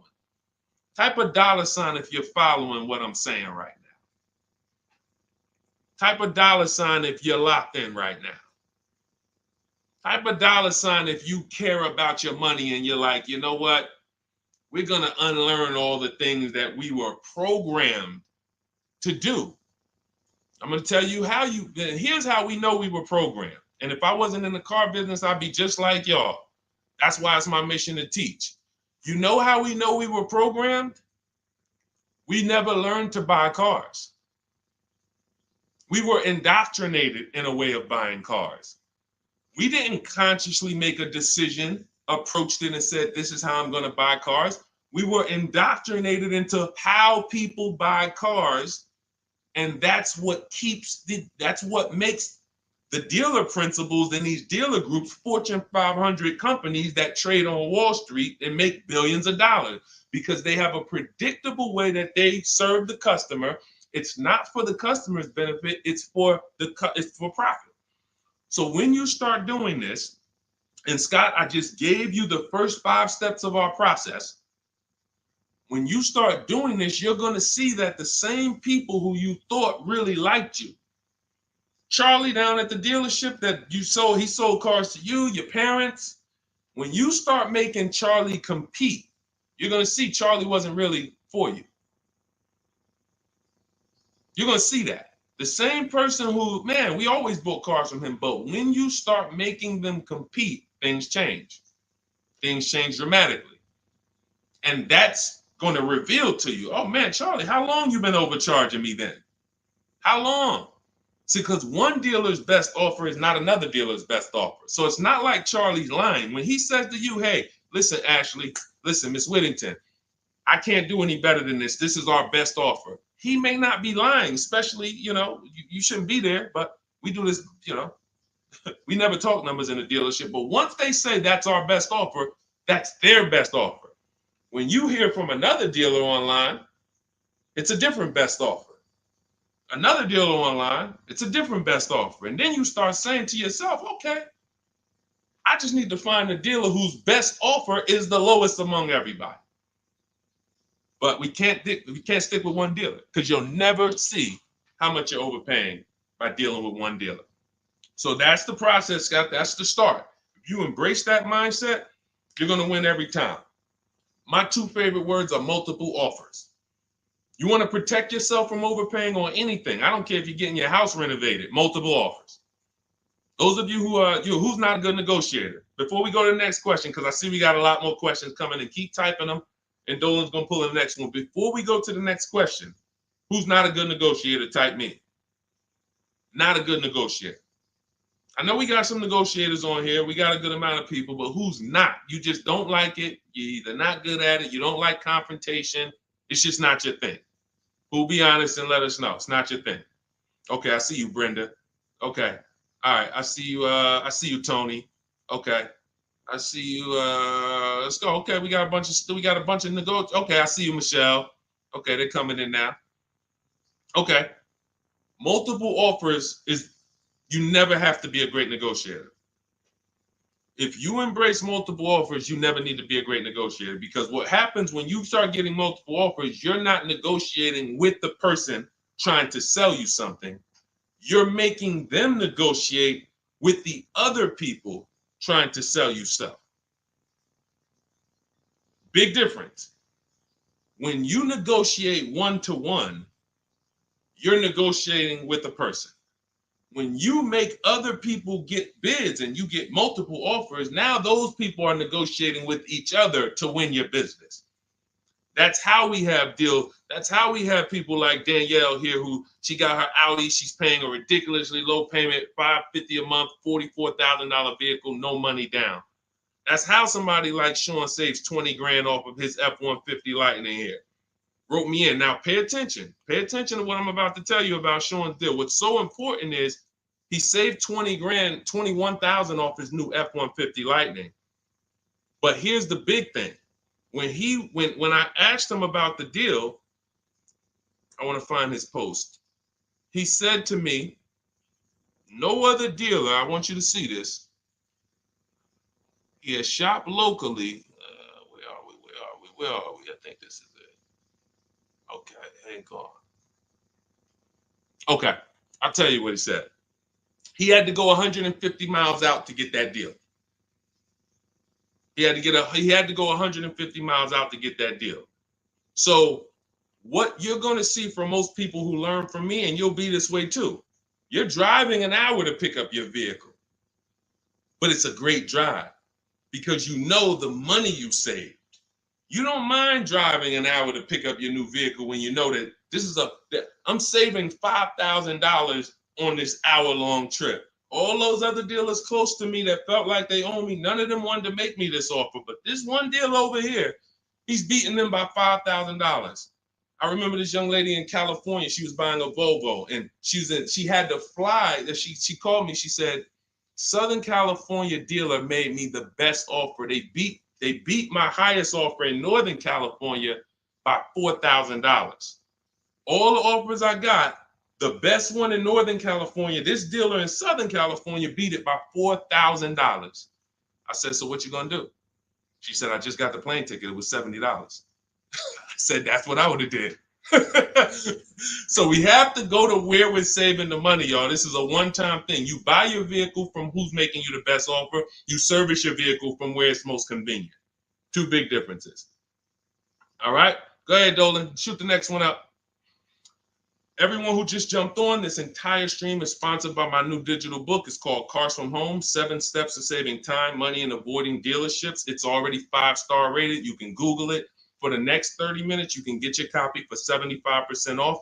It's my entire blueprint of leasing step-by-step, getting below market leases, getting below market purchases, getting below market pre-owned deals step-by-step, making banks bid for our business step-by-step. Now, 30 minutes only. After 30 minutes, the price goes back up to $97. So you can click the link in my TikTok bio, click that picture of me, or click the link in my Instagram bio, and come back to the broadcast after you get your book. As soon as you pay on that thank you page, I want you to screenshot that. There's a link to open the book right there. So not only will I email you a copy, on the thank you page, you click a link, and that book is right there too. So, and then for those of you on YouTube or Facebook, we have the link showing below. Link in the comments for you, and Facebook, you guys will see the floating link. So 30 minutes, get your copy. You won't pay the $97 price. You'll get yours for $24, and you have everything step by step. You won't have to remember any of this or watch my social media videos anymore. Okay.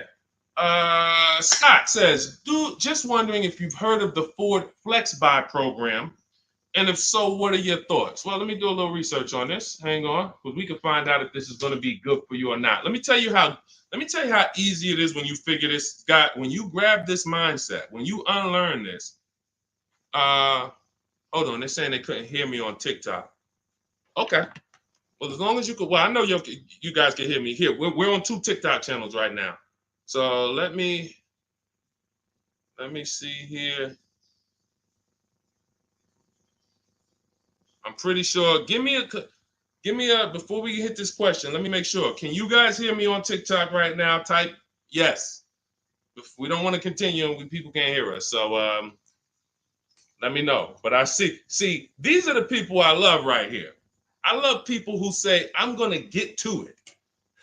Hopped off of TikTok, because we're on 2 TikTok channels, and now on Facebook. She said, I'm getting to this information. I don't care if I got a skim platform. I love it.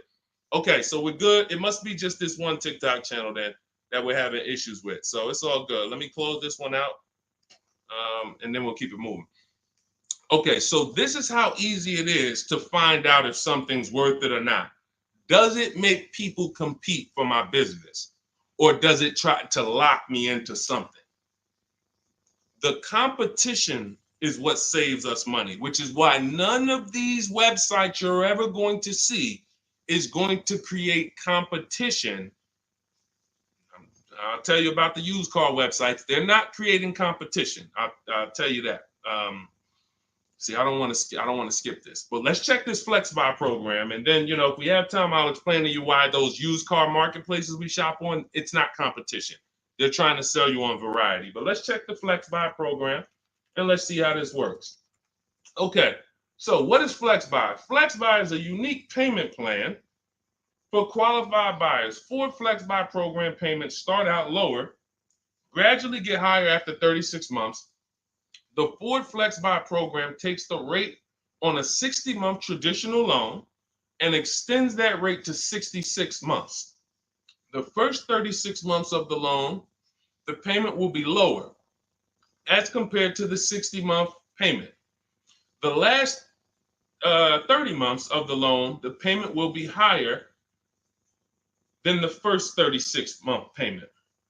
Although every reasonable effort has been made to ensure the accuracy of the information. Okay, hold on. Let's see. I'm going to tell you what I don't like about this already, and I need more information. If this is in any way adjusting to the market rate. I'm talking about if the bank says like think about an adjustable rate mortgage. Some people have had a fixed rate and some people have had an adjustable rate mortgage. The adjustable rate is good for the lender because the lender says, all right, here, pay this rate that we agree on today, but in 3 years, 5 years, and 7 years on an adjustable rate mortgage, let's talk about what your new rate is based on what the market rate is. If that's in any way like this is trash. Because the banks will say, all right, well, for the first part of the loan, we're going to do one interest rate. And then we'll look and say, midway through, what's the market rate? And if the market rate's lower, great, you win. If the market rate's higher, then you lose. So here's the thing. When we're getting loans, I'm getting ready to explain something to you guys called the bank bidding war. There's so much money in loans, it's ridiculous. That's why there's people who want to loan you money to buy cars. They don't even sell cars. And could y'all keep tapping the screen on TikTok and running those likes up? Can we get to 1,000 likes real quick? Every time y'all tap the screen, y'all run the likes up and y'all actually help TikTok bring more people over here that need to be here. So I appreciate everybody. And thank you to everyone who hits the like button. I appreciate you. It does matter. Now, the credit bureaus in the United States allow you to do something called rate shopping. Rate shopping is when you actually let multiple lenders run your credit within a small period of time, and they can access it with a hard pull and it won't drop your credit score more than one hard pull. So let's just say one bank, Bank of America, accesses our credit to give us an offer for a loan. It may drop our credit 9 points because of the hard pull. If we shop within the rate window, we can have 50 banks at credit unions run our credit, and it's going to affect it the same 9 points. That's called the rate window. I haven't heard anyone talk about this. I've been talking about this for literally over 2 years. I think I have a couple big videos that you guys have shared, watched, that talk about how to do this.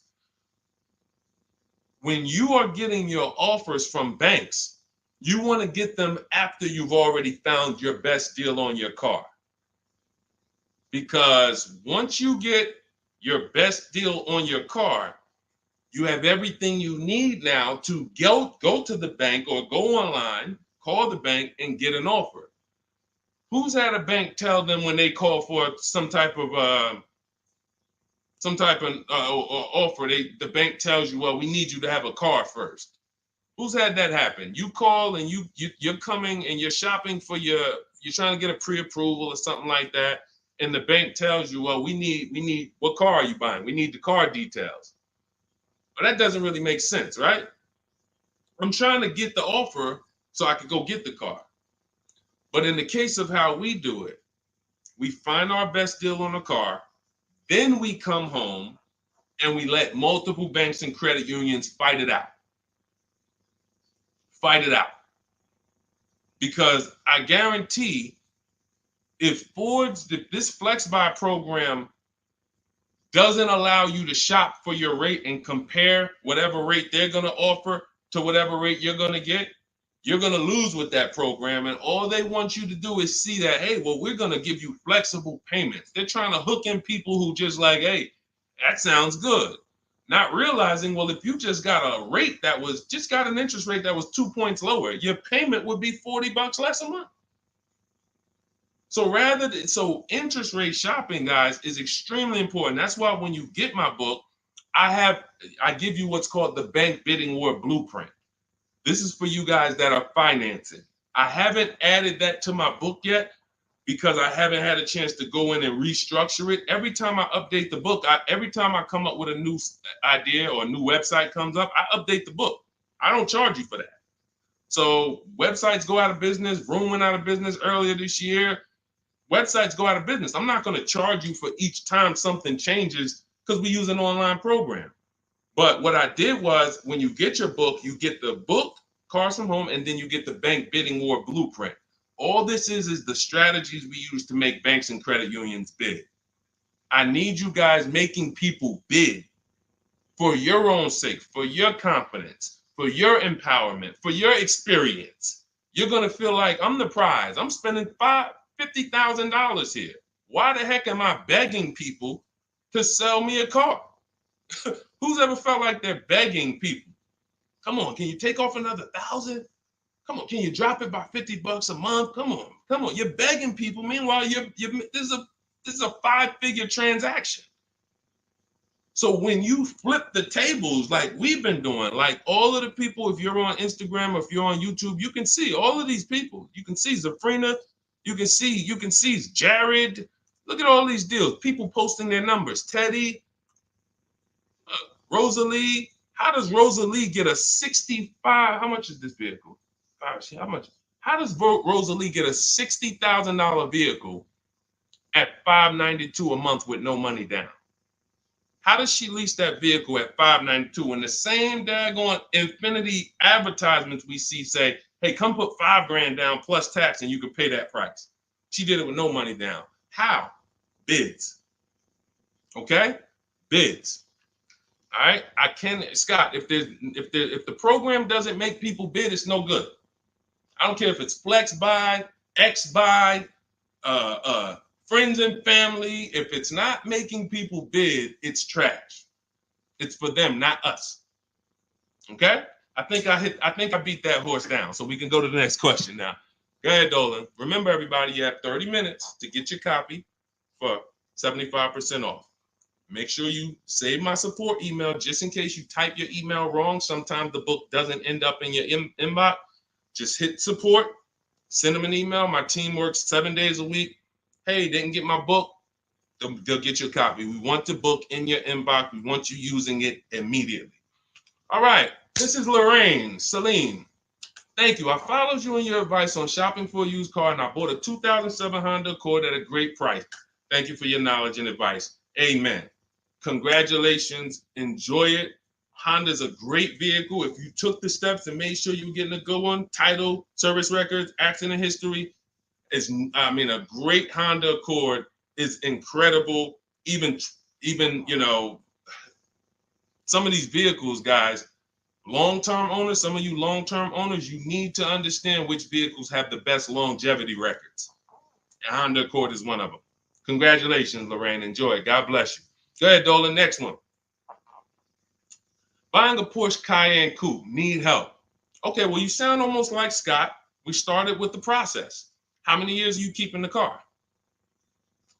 If I could find my, oh man, I don't have time to find it right now. I know why. There's a young lady who came. I want to tell you something how important deal structure is. Who was taught never to lease a car? I want you to be honest. Type me if you were taught never to lease a car. If everyone who's willing to be honest, again, it may sound like some of the things that I'm talking about is bad news first. That's because it is. I have to give you the bad news first, and then we get to the good news. All right. So now I see some misconceptions coming out already. I see Wanda. Okay. I see Black F22. He said you never own it. I want you to understand something about what you just said. If you're a person who keeps that car 8+ years, then you can own it. I'm going to tell you why. Cars depreciate like this. Cars drop in value like this. This is the scale. That's why you buy a car today for $40,000. 5 years later, it's worth $18,000 or $15,000. You're losing value. People care about this. You know who cares about this more than anyone? You guys, you know who cares about this more than anyone? Banks. Banks. Banks don't want to own things that do this. Now look, Black is coming with a lot of stuff right now. Let's talk to Black. And let's talk to the people like Black, because Black is somebody who will tell you never lease a car. He just said you're basically renting it. You never own it. Now let's get to the point. I want to show everyone on here. Thank you, Black. I'm glad you're here because we're getting ready to use this as an opportunity to prove a point. Let me take let's look at Ansley's deal he just got leasing. And we'll talk about mileage. You can build lease mileage up to 30,000 miles per year. So it doesn't matter. First thing people think, well, leasing, they limit you. No, you pick your mileage on a lease.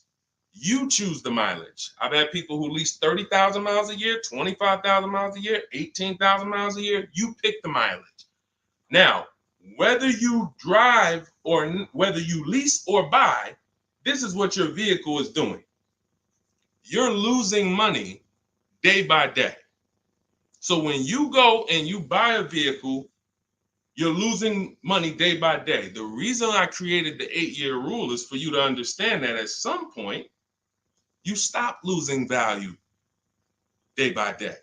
You lose less value. This is what we call beating depreciation. It comes with long-term ownership. But let's look at Ansley's deal so that we can put this leasing versus buying to bed and show you how many of you have overpaid by thousands and thousands and thousands of dollars that you can't get back listening to people who tell you leasing is renting and all of these horrible financial terms. Let's go to the numbers. So Ansley gets a 2024 Infiniti truck. It's a $58,000 truck. If you're watching on Instagram or YouTube, you can see this.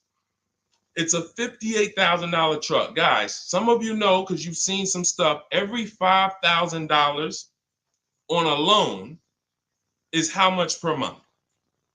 Every $5,000 we borrow on a loan, 5 years, is about how much per month?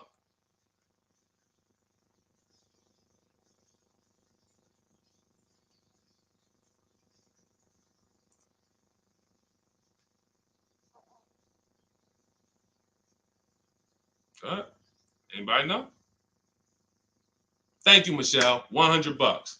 Told you, shout out to the people who tapped in, locked in. See, I love the people who are locked in. It's some people who just, they sleep at the wheel. I need the people who are locked in. I'm really only talking to you.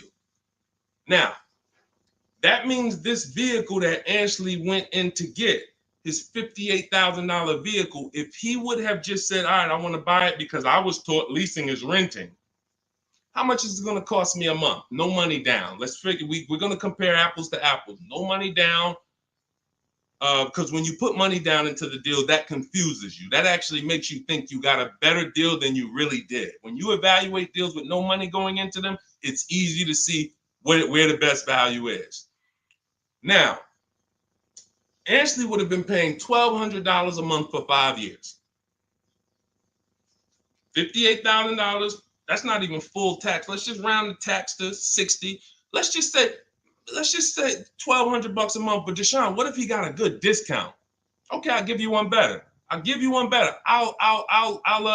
Let's go extra conservative and let's play that game.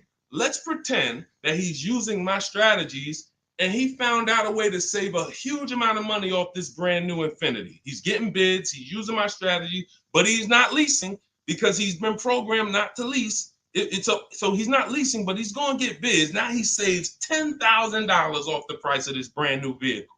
$10,000. So instead of financing 60, he's financing 50. What's his payment, everybody? What's his payment? We just said every $5,000 is $100 a month. $50,000 vehicle. What's his payment? $1,000 a month. $1,000 a month. Okay. Now that's with a super discount. That's with a discount that's like anybody would be happy to save 10 grand. I'm proving the point here that you cannot get a good deal if you buy, but you should have leased. You lost. Big time. Now watch this.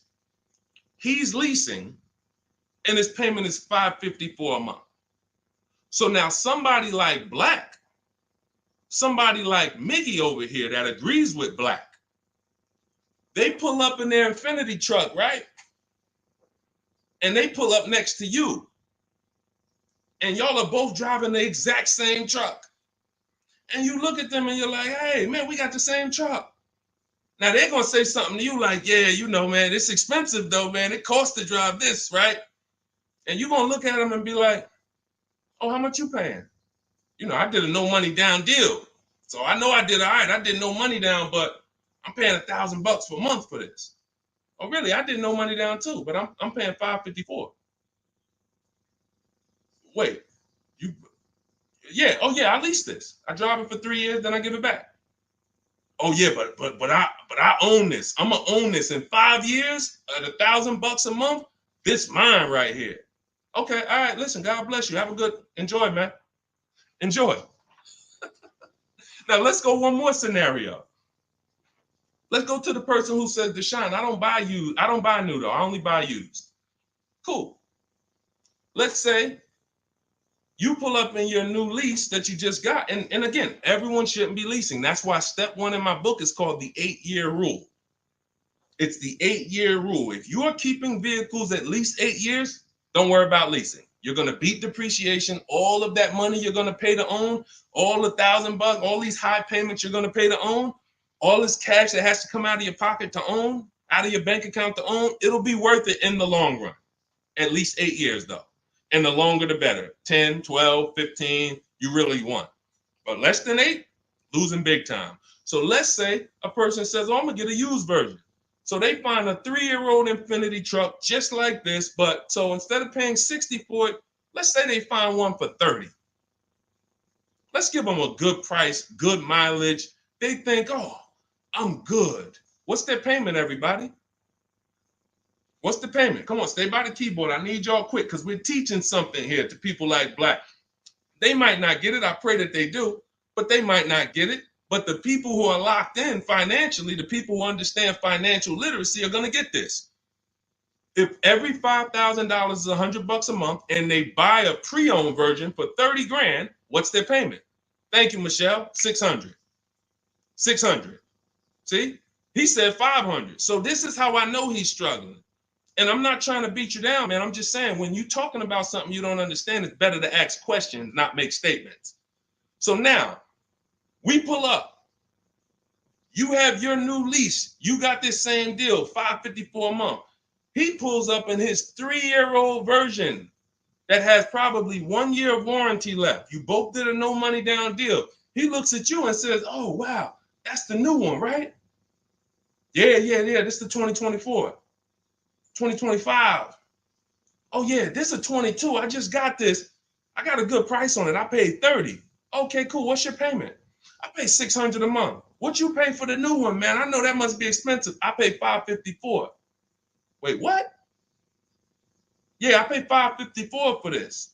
No, you put a lot of money down, right? No, I didn't. I gave him $554. I drove off. It's understanding. That's deal structure. That's why when I came and started teaching 3 years ago, I had to teach deal structure. I couldn't teach people to just go in and buy cars, get great prices. If you get a great price, but your structure is wrong, you overpaid. You're driving cars, you're driving older cars with no warranty. And many of people who've been taught to do this, they never even pay the car off. They trade the car in before they even pay it off. They literally, I used to have people walk into the Mercedes dealer and they look at me and say, Deshone, is that the new version? I'm like, yeah, that's the new one. He's like, I got 3 payments left on this one. As soon as I pay it off, I'm coming to see you for that one. So this is a person who paid these high payments because they wanted to own. They thought they were going to own. As soon as they get their title, it's like running a marathon. Oh, these high payments, these payments are so high, but one day I'm going to pay this car off. And then as soon as you get to the end of the race, you go start another race. It's horrible. It's horrible. And so that's why we don't move into any other step before we get to the buy versus leasing. That's why it's step 1 in my book. So we can sit here all day and compare numbers. There is no comparison to a person who's getting great lease deals versus a person who's buying. It's not even close. We're driving better cars. We're driving, they're usually always under warranty. We're paying cents on the dollar when you know how to get below market leases. I'm not talking about these commercials y'all see. That ain't nothing. We don't pay those prices. None of these people, look, you think Zafrina, who got a Jeep Grand Cherokee lease, and she paid Look, she's paying $527 a month. She's paying $527 a month. Oh no, that's Teddy. Hold on. You think Zafrina, who's paying $579 a month for a $66,000 truck, is ever going to she's not going to let this bad information get to her anymore. She's driving a $66,000 truck. So again, now let me, before we go to the next question, I'm going to just read some things from Black because he's over here typing. And I do want to give him the courtesy of reading because we just used him as a teaching moment. I think everyone learned. If you just got what I just taught about the leasing versus buying, type $, $, $. Just type $. If you got that point of me, see, no one talks to you about payments. They say things like never lease, always do this, always do that. But they never talk numbers. The reason why we go straight to the numbers is because the numbers don't lie. They say men lie, women lie, numbers don't lie. So when we go to the numbers, shout out to everybody. I see y'all. I see y'all. I see you, Wanda. I see you, Tony. I see you, Michelle. I see you, Megan. I see you, Brenda. I see you, Federico. That's the name of the game, is putting your deal on the right foundation so that you know, again, like I said, banks don't want to own vehicles. Think about that. Banks don't want vehicles that are not bringing income in. They don't want a depreciating asset on their books because today it's worth 40, tomorrow it's worth 39,800, the next day it's worth 39,700, the next day it's worth 39,600. That's what a depreciating asset is.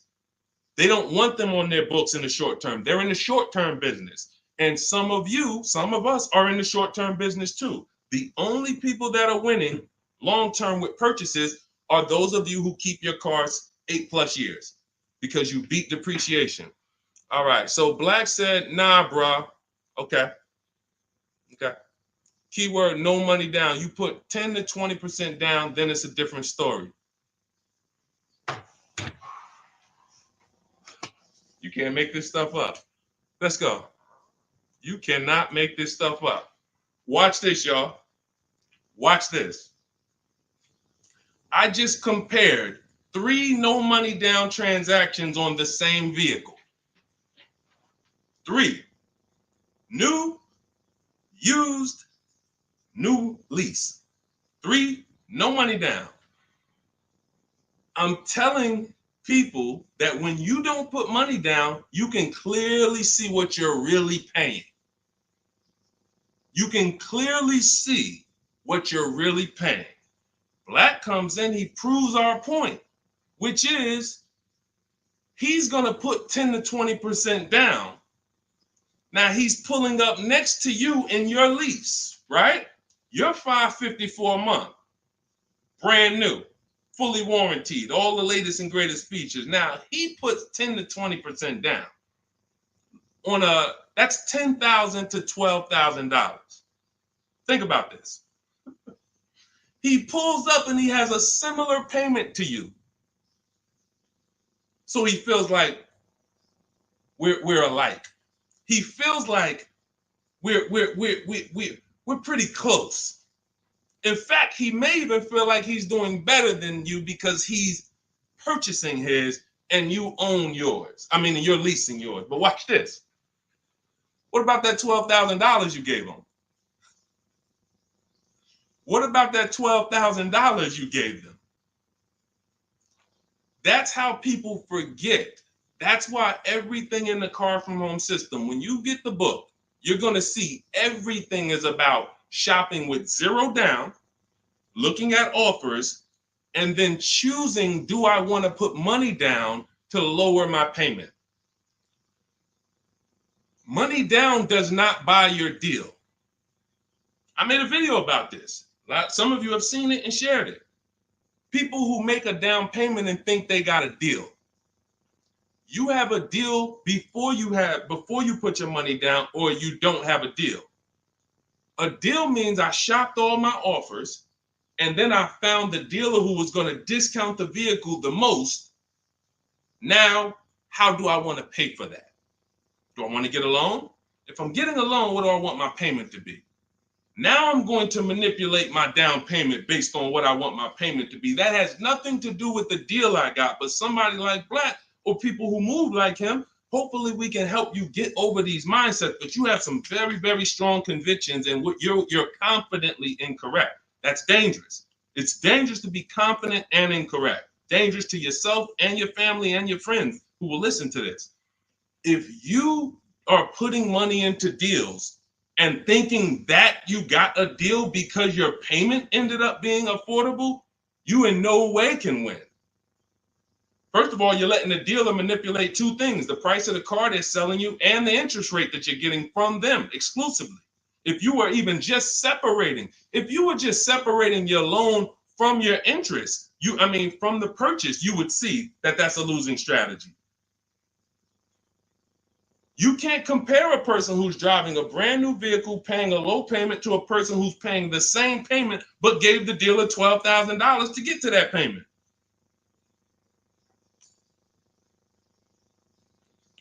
And look, here we go. Now let's get ready for the next question, because Black just said, I believe in the Ramsey rules, not leasing cars, and he's costing you. Now, let me ask you a question. How many years are you keeping your cars, Black, on average? And let's just move on from there. We've given you enough, and you've been great. You have been great. I think we have all learned. You've given me a lot of things to be able to teach the audience who's willing to learn, but there is in no way, shape, or form. 3 to 4 years. My man, you are losing like crazy. Look, he's buying cars like this and flipping them. He's buying cars like this and flipping them, coming back. You're spending so much money that I can't even get it across to you because you're not in a posture to learn. You are literally buying cars in their deepest state of depreciation because somebody told you don't lease. You listen to them. You buy the car here. It's worth $40 the day you buy it. You come back in 3 to 4 years to get a new one. They give you $20 for that car. You spent $20 grand. You lost $20 grand in depreciation in 3 years. And you just keep doing that because somebody told you never lease cars and you listen to them. The payments I'm showing you, it's not clicking. The fact that the same car you bought for $40 that you're going to get $20 for, you're paying $40. That's an $800 a month payment. You put 20% down, you finance 30 grand. Now that's a $600 a month payment. That same $40,000 car we're leasing with no money down for $500 a month. No money down. You are spending thousands. We can't help you, man. You got to be willing to unlearn it. You are so locked in, So anyway, but I think, listen, everybody who got it, you understand. That is why leasing versus buying is paramount. You cannot get it. If you are not keeping your cars 8 years, you cannot get a great deal buying. You're going to lose in depreciation. You're going to lose in resale value. When you go to replace that car and you see what it's actually worth and how much you paid over 4 years or 5 years or 7 years, when you compare that to a person who drove brand new cars for that particular same period of time, it's no comparison. And then you have cars with no warranty and all of that. Yeah. Look, Megan said, Black doesn't seem to learn. So to my question would be, could you buy an extended warranty package? Hold on. Why am I getting calls on airplane mode? Sorry, guys. I hold on. Let me put on Do Not Disturb. All right, so go ahead, Dolan. Shoot some. Let's get to Megan's question, and then let's try to go through a couple more. But that was good. That was good, Black. Thank you, because we wouldn't have been able to teach on those points without your questions. Okay, so let's do Carolina on YouTube, and then let's go to we'll hit Megan, and let's go through as many as we possibly can. Hey, I'm new here. I want to trade my 2020 Nissan, and what's the best way to do this, please? Okay, so you have a 2020 Nissan. That's a vehicle that's not 5 years old. First thing you would do, if we were talking, I wouldn't let you buy. Unless you're telling me you're going to keep the next car 8 years, you're losing, because that 2020 Nissan, first thing we want to do is decide whether we're buying or leasing the next vehicle. And as we just said, if you're not keeping the next vehicle 8 years, you should be shopping for below market leases. Then you want to now see what is the most money you can get for that Nissan. We don't depend on a dealer to tell us. You're going to go to these 6 websites. These are 6 websites. You do this in 15 minutes. You're going to find out what that vehicle is truly worth. You find out what your vehicle is worth with offers, not with anything else. Offers. So go to CarMax, Driveway. Write this down. I told you, stay locked in because we do dialogue here. It's not just me talking. Unless you got a notepad, you got to stay locked in and ready. We're going to go to CarMax. We're going to go to Driveway. We're going to go to Carvana. We're going to go to KBB Instant Cash Offer. These are all offer sites. These are people you walk in, they do an inspection, they cut you a check, you're out of there in an hour with a check. They're not trying to sell your car, they just want to buy your car. Driveway, Carvana, CarMax, KBB Instant Cash Offer, Car Gurus, and Auto Nation. 6 offers, 6 bids. That's going to tell you what your vehicle is worth, and that's going to tell you if you have equity or negative equity. Equity or negative equity. Okay? So that's the first thing you need to do. First 2 things is ask yourself, how many years are you keeping the next car? And then do your equity assessment to see, do you have positive equity that could either go in your bank account or negative equity that's going to be carried over to your next deal. So that's the first step. Okay, do that first. Now, here's the beautiful thing. When I was at the dealer, I would have people who walked in as soon as I asked them how many years they were keeping the car.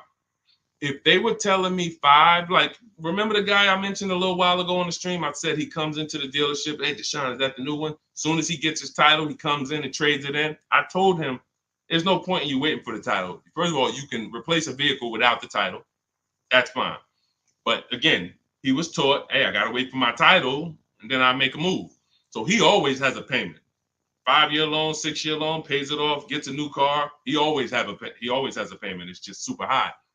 But what I would do if he was listening, if he was open to financial advice, I would tell them, you're going to cash that vehicle out. That means you're going to sell this vehicle. We're going to give you a check for that. So whatever it's worth, 15, 18 grand, it's paid off. That's going to go in your pocket.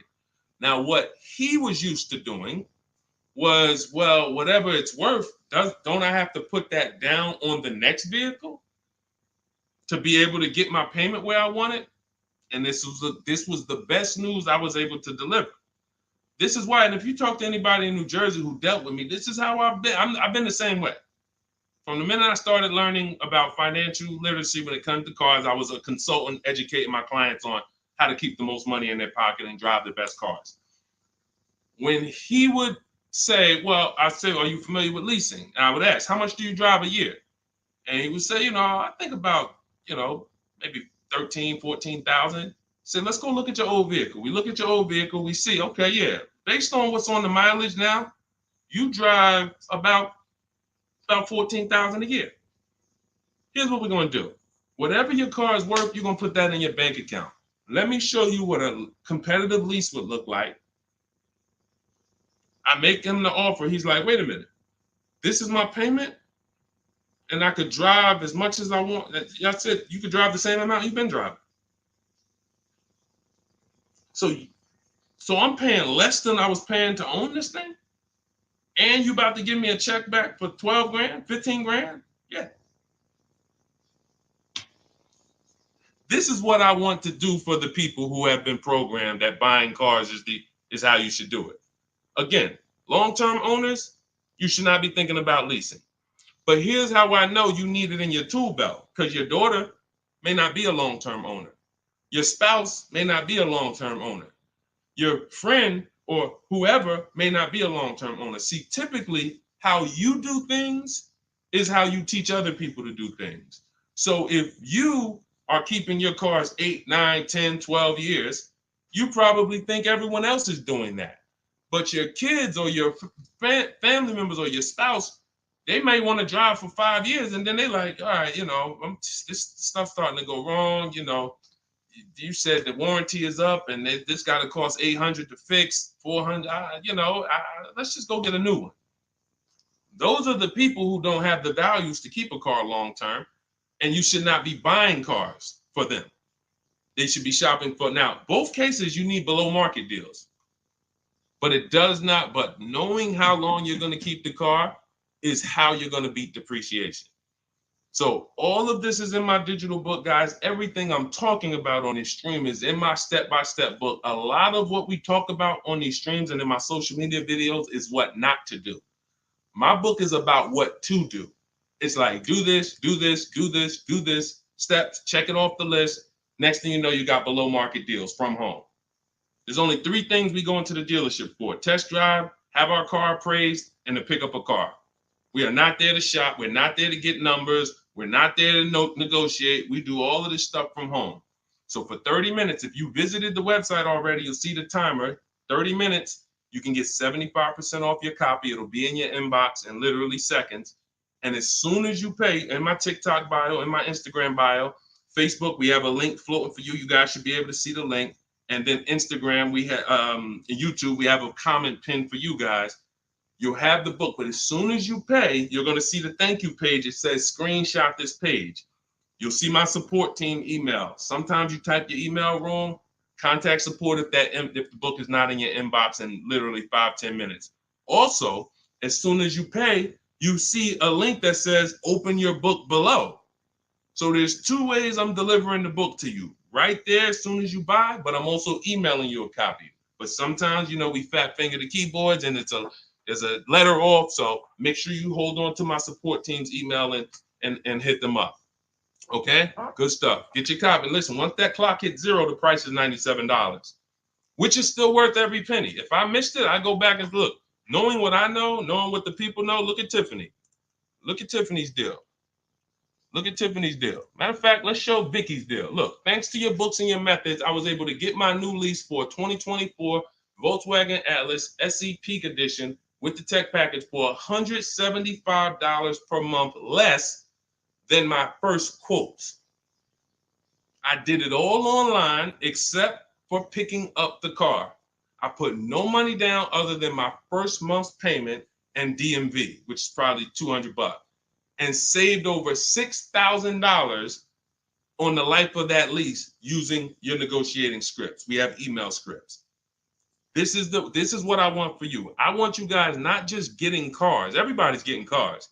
You'll see people posting their car. Oh, I needed an upgrade. Look, get a bunch of likes. Hey, had to treat myself. You'll never see the numbers though. I want you, every time you get a car, I want you just as excited about the numbers you got as the car. And this will make sure you get there. Go ahead, Dolan. Shoot the next one up. Okay, Brandon from TikTok. I've lifted the Denali truck. I owe $6,500 on it. It has 163,000 miles. It needs $3,500 worth of front end work. Should I fix it or trade it? I'm the only owner. I would make sure you get a second opinion on how much it's going to cost to fix. Lifted Denali is going to have a low resale value. But here's the thing. The cost of replacement is always more than the cost to fix. Always more. So if you got a truck, and again, your truck, you got a loan on it. You got a loan on it, 163,000 miles. I teach something you shouldn't have a loan past the 10th birthday on a vehicle. Now you're going into a lot of risk. There's different boundaries we need to follow. But what I would do if I was you is I would make sure I'm not spending more than $3,500 unless I'm getting multiple mechanics to give me an offer. But I would see, what does it cost? What's the lowest I can pay to get this truck running? What if you pay $3,500 and it runs again for another 3-4 years? All day long. Because to get a new vehicle, $3,500 is coming out your house in probably 6-7 months. Which would you prefer? $3,500 one time and I could drive this thing for another 3 years, problem free? Or $7,000 or $10,000 a year that I'm going to pay to get a new truck. Keep the cost low when you can. All right. Listen, I'm going to jump off. Everybody, listen, we'll be back for another stream. We went deep today. I think we dug into stuff we've never dug into before. Thank you to Black for, bringing some information to us that allowed me to teach and help you guys unlearn. Everything you need is in my digital book, Cars from Home, 7 Steps to Saving Time, Money, and Avoiding Dealerships. Normally $97. It's 5-star rated. You can Google it. You can see all the reviews people wrote using it. But you won't pay $97 if you get to my TikTok bio or my Instagram bio before that 30-minute countdown expires. You'll get it for 75% off, which is $24. And on YouTube and Facebook, I have a comment pinned for you guys where you can get your copy for 75% off. Use it. Make sure you email me your success stories, and make sure you save my support team's email just in case you type your email wrong. Let's make sure my team gets you your book. All right. God bless you. Keep winning. Keep unlearning. I'll see y'all on the next one.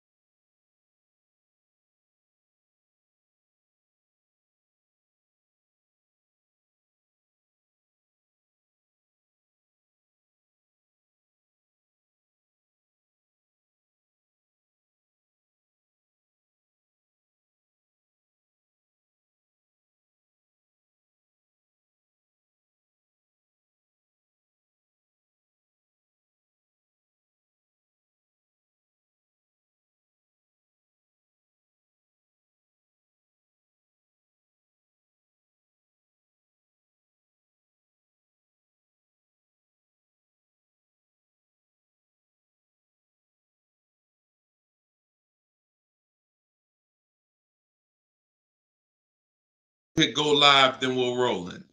Jasmine from TikTok asks, what do I do when I can't afford the lease after 1 year? Great question. You want to do an equity assessment, see if you can sell it.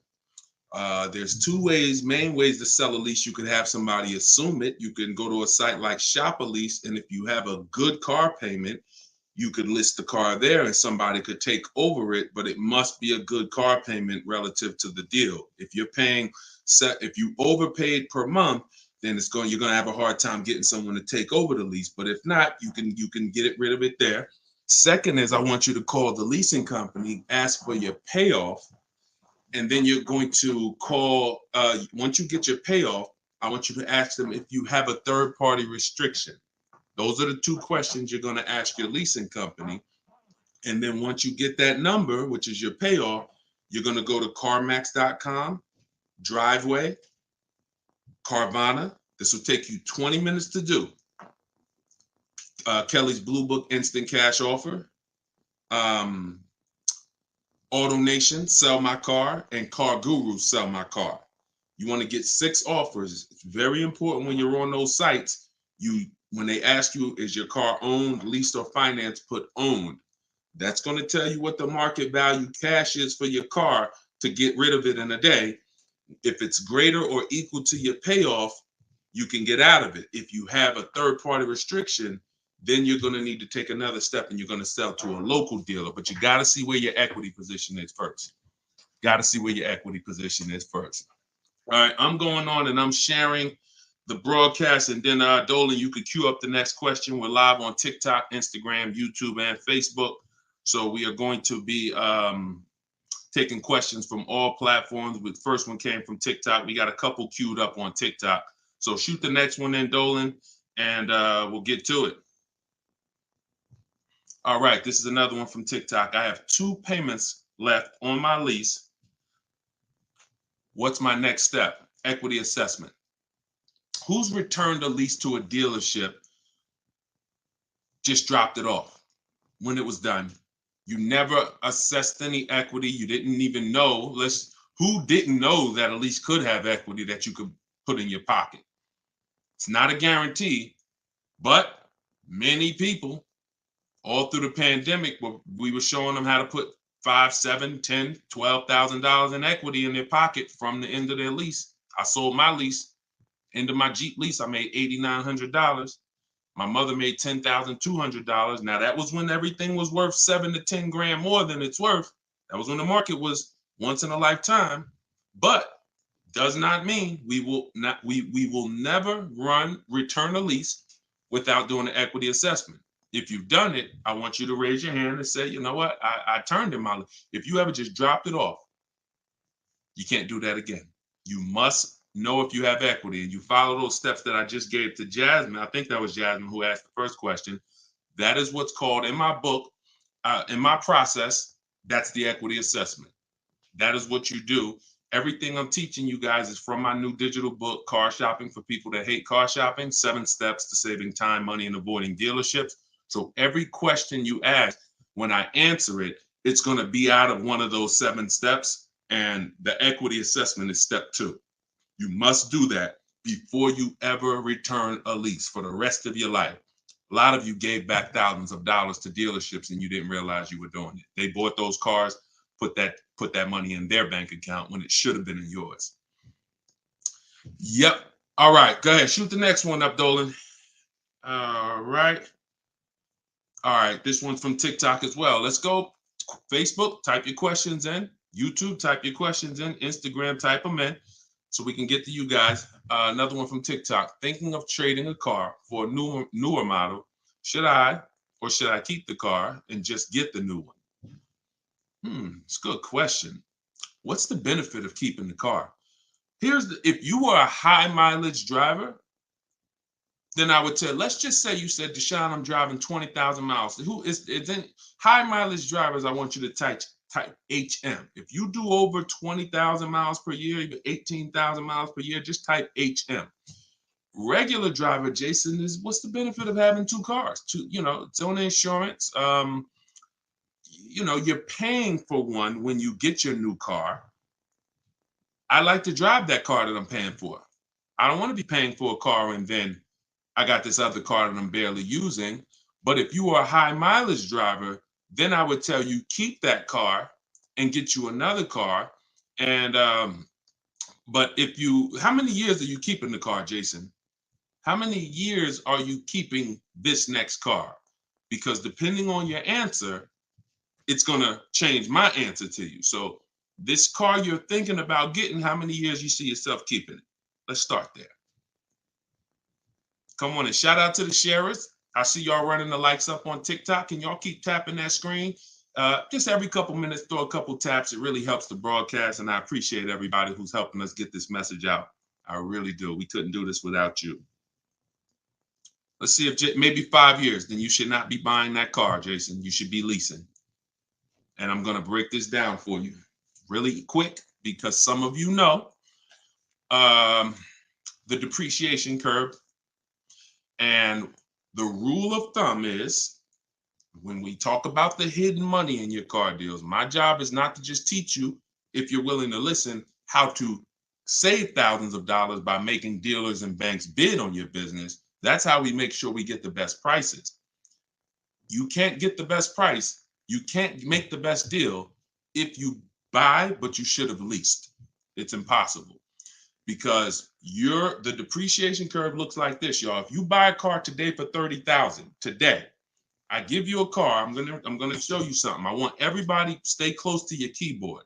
I don't want to, when I ask you a question, type as quick as you can so we can keep the dialogue going. If I gave you a $30,000 car right now, put it outside your house, you don't drive it 1 mile, you don't even touch it. We go outside a year later. Is it worth $30,000? You didn't drive it 1 mile. You said, Deshone, I don't need the car, but I'm leaving it here. It's yours. You don't drive it 1 mile. Is it worth $30,000? No. So that's your first intro into depreciation, the unseen expense. Let's go a little deeper. If you put 10,000 miles on it, it's worth less, right? If you put no money in it, if you put no mileage on it, it's already lost thousands. If you put 10,000 miles on it, it's worth less, right? High mileage driver, let's say you put 20,000, it's worth less, right? Now what you're seeing is the expense you've been taught not to see, which is depreciation. It has nothing to do with car payments. It has everything to do with that. We've heard people say, oh, cars are depreciating asset, cars are depreciating. What does that actually mean? I'm showing you what that means. I'm showing you what that means. When you're buying something that goes down in value, you have to look at when it's going down, when is it losing its most value, and your goal should be to avoid replacing it while it's losing the most value. How many of you have a car outside right now, outside your house? You've had it for at least 8 or 9 years. Type the number of years you've had it. If it's more than 8, don't type 3, don't type 5. For those of you who have a vehicle outside right now and it's been in your home, in your household for at least 8 years, I want you to type the number of years. All right, we got Jason 10, we got 13, we got 8, we got 20, we got 14. Okay, so we got 10. This is the leasing versus buying question, and there's nothing more important than this to the foundation of your deal. Because if you choose wrong, you cannot get a great deal. And if you're new to this, then lock in for the next 5 minutes, and you're going to understand why. The people, those of you who said, Deshone, wow, Jazzy's 20 years. The vehicle, the value of your vehicle right now, isn't it going to be about the same a year from now?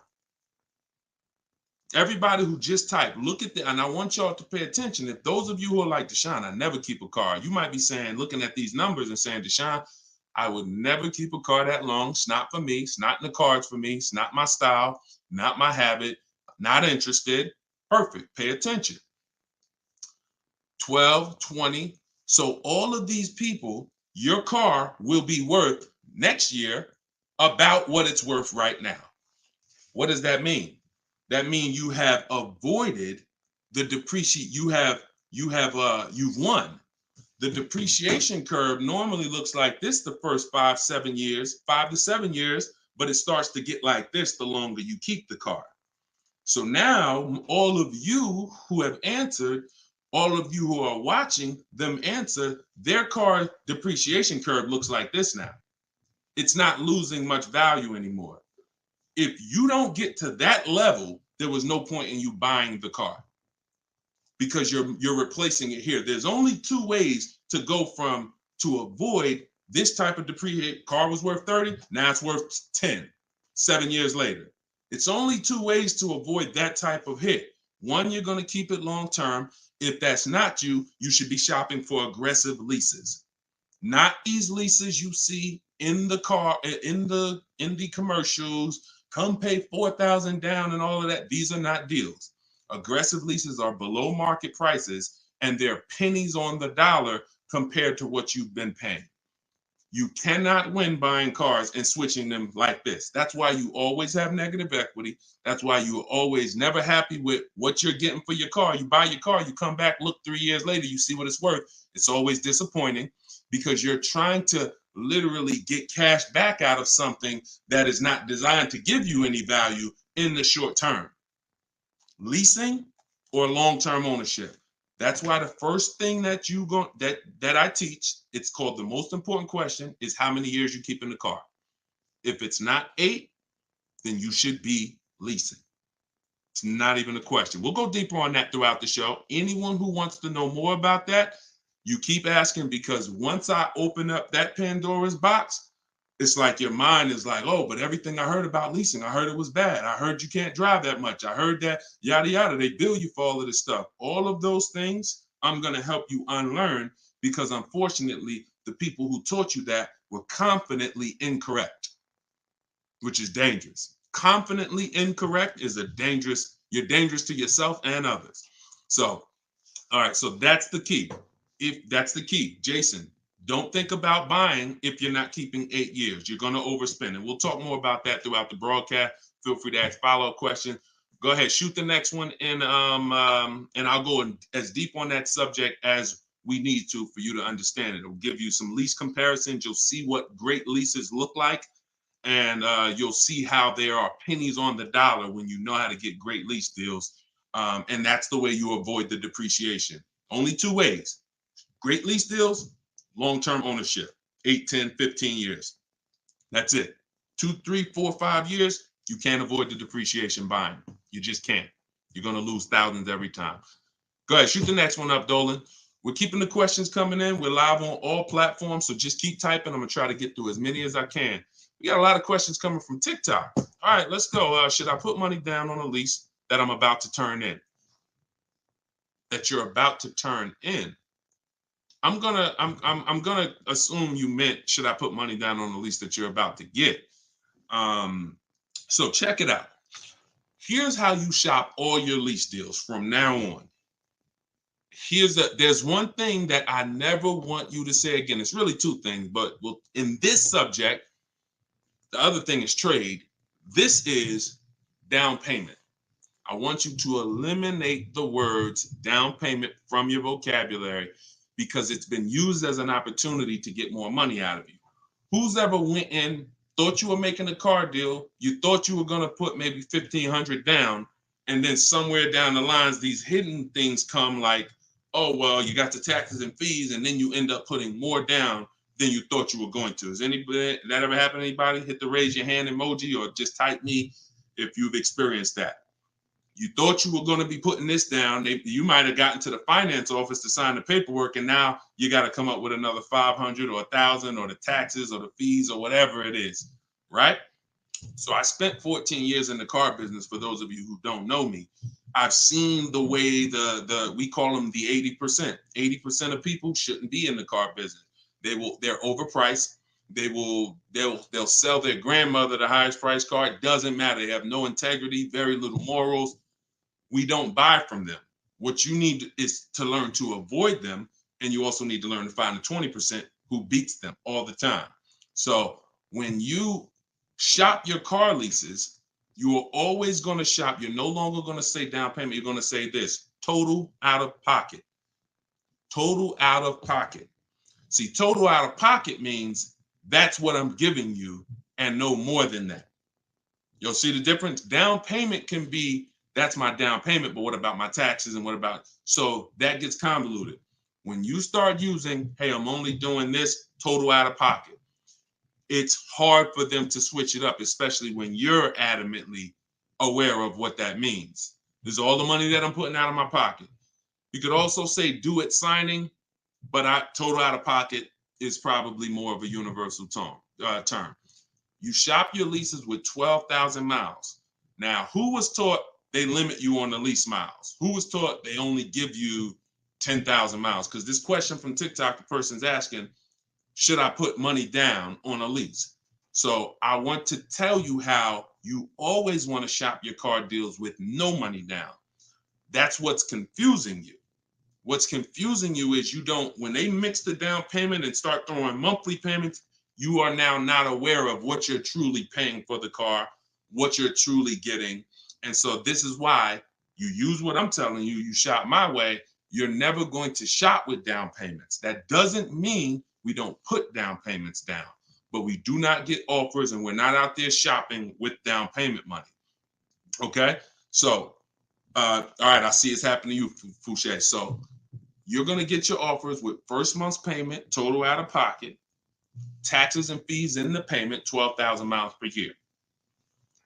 Once you do that, I teach in my book, I have a new digital book. It's called Car Shopping for People That Hate Car Shopping, 7 Steps to Saving Time, Money, and Avoiding Dealerships. I teach a strategy called the 25 to 5. We're going to connect with 25 dealers.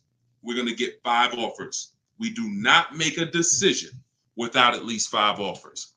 Because once you see, thanks to everybody who's supporting the broadcast with the gifts, I appreciate that. Once you see how different the offers are, you're going to realize you're going to see how much money is in multiple offers. You must get 5 offers because 80% are overpriced. Don't try to change these people.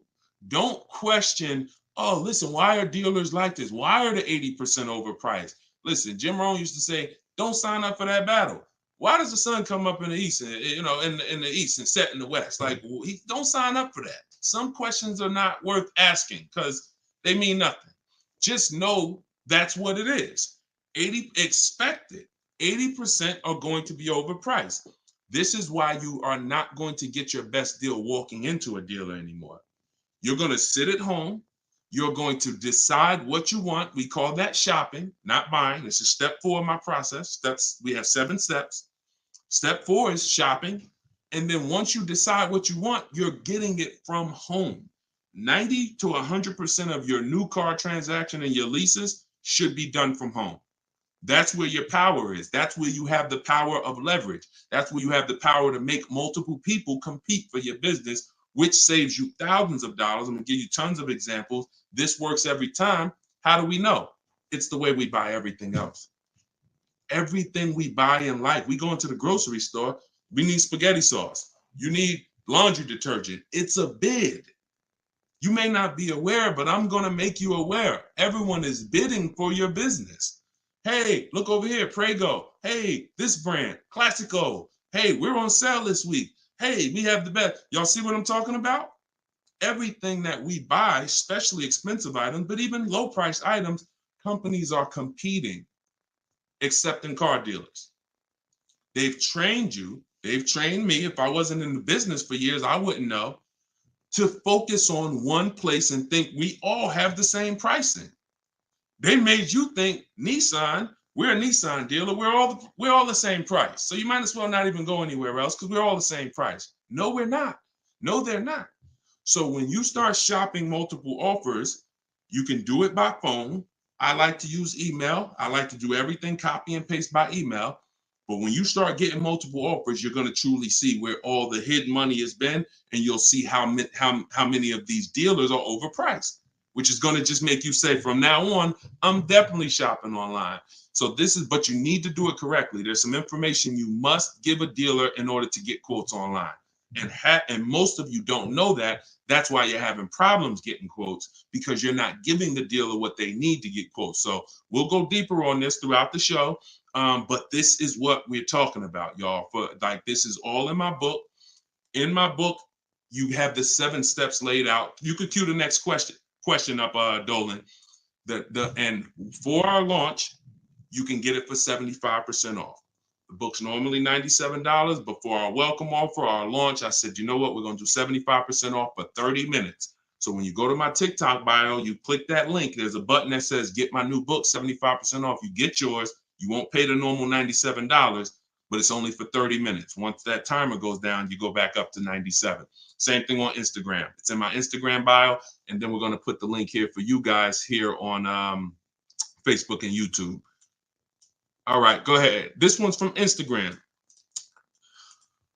If I'm keeping a car under 8 years, I like y'all using this 8-year rule language. I like that. I like what I'm seeing, y'all.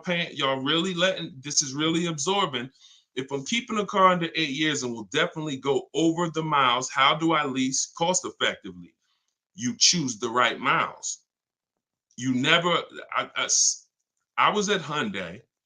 And I experienced most of what I'm teaching, I learned through being in the dealerships and just watching, paying attention, asking questions, seeing bad situations, and then asking questions to make sure I could help people avoid them. I was at Hyundai. I was a manager for 6 weeks there. And this guy came in and he was returning a high mileage Hyundai lease. It was the first one that I had really saw that I could remember. He brought it back. It had 70-something thousand miles on it. And I was just like fascinated. I said, you lease this? He said, yeah. All I do is lease. He said, man, I'm in sales. I used to buy these cars. You know, I was putting so much money in the cars, all this negative equity. And it was just like, I hated it. He said, once I got exposed to the high mileage lease, I never looked back. I drive this thing 20-something thousand miles a year, 3 years, I drop it off, I get another one. And so I said, okay. Because I had also experienced high mileage people coming back with lots of miles, but a lot of negative equity with it. Hey, Deshone, I'm looking to change this thing. How many miles you got on it? I got, 180. It's all highway. And then you look at what you owe, high mileage drivers. And I'm like, God, man, it's going to be hard because you got all this negative equity. So once he exposed me to that, I looked at his payment and I said, man, he's only paying a couple dollars more, $150, $200 more per month to have all the mileage. That $150, $200 a month is a lot less than the depreciation hit that he's taking. Again, going back to the unseen expense. We already said, we park a car outside your driveway tonight, it's 30 grand. Next, I asked everybody on here, is it worth 30,000 tomorrow, a year from now? If you don't drive it, everyone unanimously said, no, it's not. So even without mileage, it goes down. When you do regular mileage, it goes down more. Somebody doing 25,000, this is how you're destroying the value of your car. But at the same time, the loan is still staying high. So once I saw that you could avoid that with a high mileage lease, that became part of one of the strategies that I teach for high mileage drivers. This is only if you're short term. Pay attention to what Maddie's question said.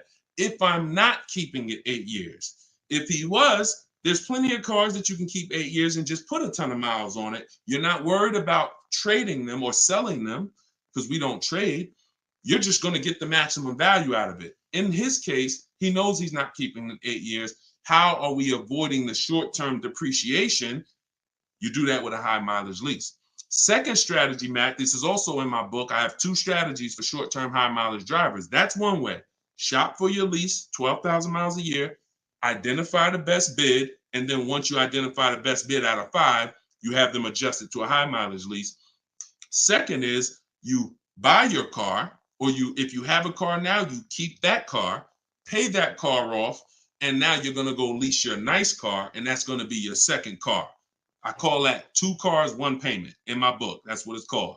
And now you have, because some people say, Deshone, you know what? I want a nice car. I drive a lot for work, but man, I want to get me something nice, but I don't want to just be destroying it. And this strategy becomes perfect for them. This guy who's doing the high mileage lease with Hyundai, that's not a nice car. Especially once it gets up to 60, 70,000, it's not so some people are like, you know what? I want a nice car. I'll have my mileage car. I'll do, half the mileage on that. And then I'll go and lease me something and I'll do half the mileage on that. And so it's a beautiful thing. You got your nice, beautiful car and you got your mileage car and you split it, payments affordable, and you're not dealing with all this negative equity like you've been used to dealing with as a high mileage driver. High mileage drivers are getting killed with some of the worst because you guys are just killing the value of your cars. You use either one of those, you're going to love it. Both in my book. So if you want that step by step, it's in there. Some of you are like, Deshone, this is great. I don't want to try to remember all of this. In my book, it's right there for you, laid out step by step. You can get it for 75% off in my TikTok bio or my Instagram bio, or just scan the QR code on the screen, or go to DeshonesBook.com. Either way, get you 75% off. Okay, shoot the next one up. That was a great question, man. Shoot the next one up. Let's get through as many as we can. This one's from Instagram. Would you recommend leasing business vehicles? Well, that's a question for your accountant. Whoever is going to be helping you benefit from having vehicles in your business name, that's the person you should be asking, which is most likely your accountant, whoever does your taxes. Here's what I can tell you, and I'll keep this very quick. Many people are putting cars in their business name with no business, or no business that requires a car. Be very careful. There's 2 parts to this. One, whoever's going to teach you to put cars in your business name from a business strategy standpoint, that's who you need to learn from. Second is you can use what we teach to save money on the cars, because what I see these people, influencers, social media people paying for these cars, they'll never tell you what they're paying. And they go and they re-up their cars like crazy because they need it for their brand. The money they are losing, most people can't afford to lose. But unfortunately, they're desperate. But get the strategies, get the structure. I used to have people all the time ask me, Deshone, do you teach Toro and all of these, I said, look, I don't, but you need 2 people. You need me, because I'm going to teach you how to buy the inventory at below market prices. You need the business person who's going to teach you how to legitimately do the business, inventory and all of that. Those are the 2 people that you need.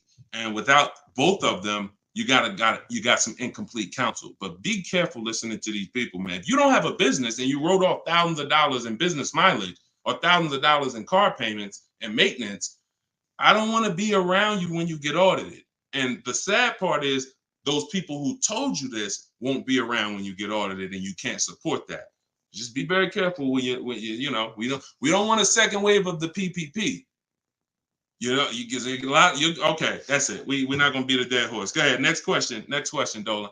I think y'all get the point. Some videos were the worst videos to go viral. Did so much damage, still doing damage. Okay, TikTok. This one's from TikTok. Facebook, YouTube. Keep typing. We're not seeing many questions from you today. Do you recommend leasing over purchasing? So you missed what we talked about. I recommend you go back, watch the begin. See, there is no leasing or purchase. There is no either or. It's a based on how many years I'm keeping the car, I should be leasing. You can't, there is no either or. When you lease, you are not keeping your car and you are avoiding short-term depreciation, paying pennies on the dollar for brand new cars. That's not going and paying what they have advertised or walking in a dealership and say, hey, work me up a lease deal. That is not what I'm talking about. When you add up the payments from doing that, you're going to see you overpaid. You probably broke the 1.5% rule and you paid too much for a car you're giving back in 3 years. What I'm talking about is aggressive lease deal. Look at this. Give you an example. I'll give you an example right here. So, and this one, I love to use her because she was in the middle of the pandemic. Middle of the pandemic, people were out here buying Kia Tellurides for just $5,000, $10,000 over sticker. Bonita got hers in 2020. She got a 2023 Kia Telluride, put $600 down, and that was her car payment every month for 3 years, $600 on a almost $47,000 Telluride. Why is this so important? Some of you know, you may have seen the video, how much is every $5,000 in a car purchase price? How much is that per month on a loan? Every $5,000 is how much per month. So we're going to compare Bonita's incredible lease deal she got to someone who bought this same vehicle to show you that if you should have bought, but you lease, if you should have leased, but you bought, there's no way to win. It's over. $100. Good job. So that's clicking in. Ronald, great. $100.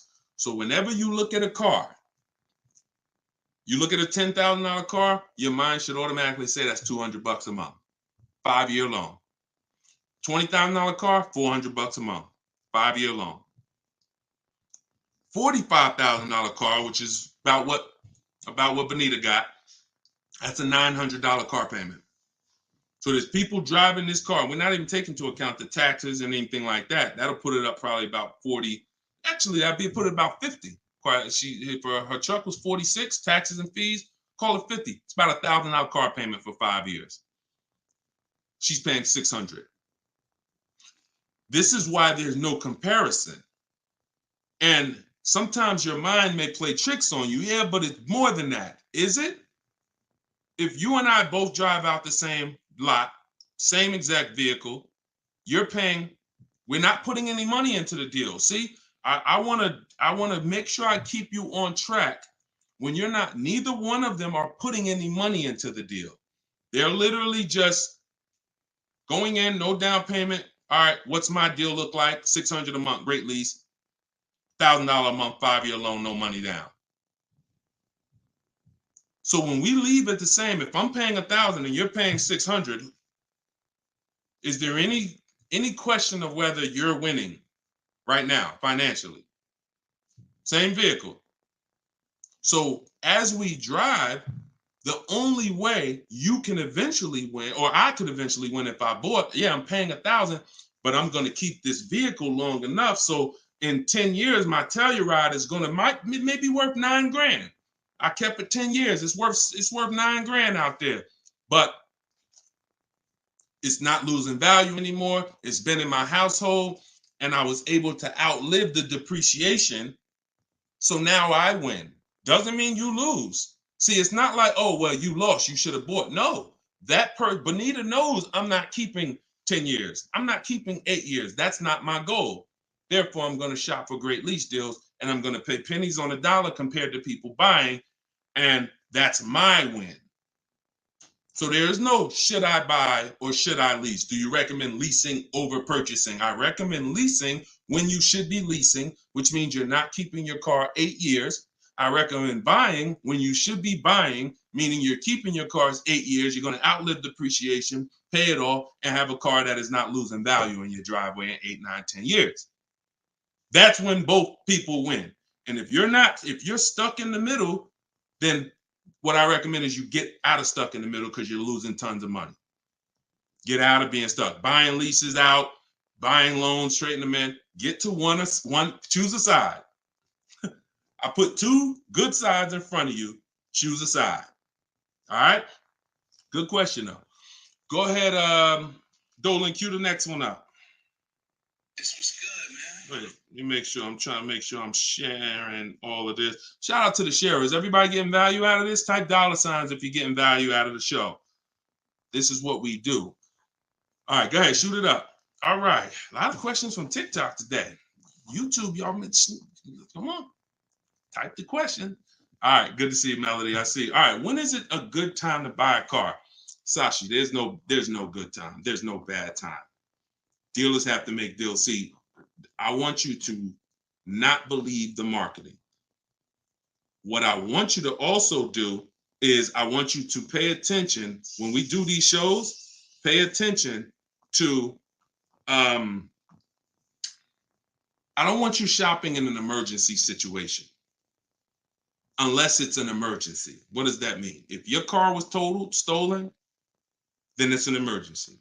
You got a couple days, no problem. You can use what's in my book. You can get bids. As long as you get multiple offers, you won't overpay. If you have your back against the wall, that's going to happen every now and then. Multiple offers is the key. If anybody had to go buy a TV right now, I said, look, you got 48 hours, you got to get a 100-inch TV, and you got to get a great deal on it. Is anybody worried about overpaying for the TV? Anybody on here? In 2024, is anybody worried? Dad, man, I only got, back in the days, it might have been like, oh, shoot, 48 hours. That might not be long enough.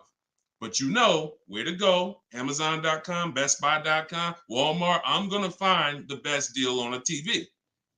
What I'm telling you is that's the same way you approach car buying. The more you do it the way you shop for everything else, the more you're going to see, oh, this is a lot easier. I'm in a lot more control. I eliminate buyer's remorse. So so even if your back is against the wall, if you're shopping, buying, you still should be getting multiple offers to make sure you're getting the lowest in the market. I'd say at least 5 because 80% are overpriced. Now, if you have time, then what you should be is in the market early. I teach something called 2 dates. The as soon as date, no later than date. As soon as date means soon as you can make a deal. Don't look at offers until you can make a deal. Don't entertain it's a waste of time. You might say, Deshone, I'm waiting to get this promotion at work in May. Then I'm a car shop. Should I look at deals now? Makes no sense. You can watch the market, but it makes no sense to entertain offers because you're not in a position. So as soon as you could accept an offer. Now that might be today. Then no later than date. That's the deadline. The gap in between that is your leverage. What does that mean? The ability to say no. See, you're about to start shopping in a way where you can say no, and the people that are walking into dealerships usually have put themselves in a position where they can't say no. So they're walking in saying things like, I need a car right now. My lease is up. If your lease is up, call, get a free extension. You shouldn't be shopping with your back against the wall. They're walking in saying things like, man, nobody has cars. That's because one dealer they walked in didn't have cars. Maybe they went to a second one, didn't have the color they want, and they're like, man, nobody has cars. They're broadcasting that energy, which is actually that's going to cost you. When car salesmen take it from me, I was in there every day of my life for 14 years. Not every day, we had days off, but when you say things, we're trained to hear them. No one has cars. That means the price just went up. If I have a car, you're going to pay more for it. This is what the 80%, this is how the 80% think. It's a mind game. So you don't want to be there. You want to be at home. And when you have the ability to say no, now here's what you do.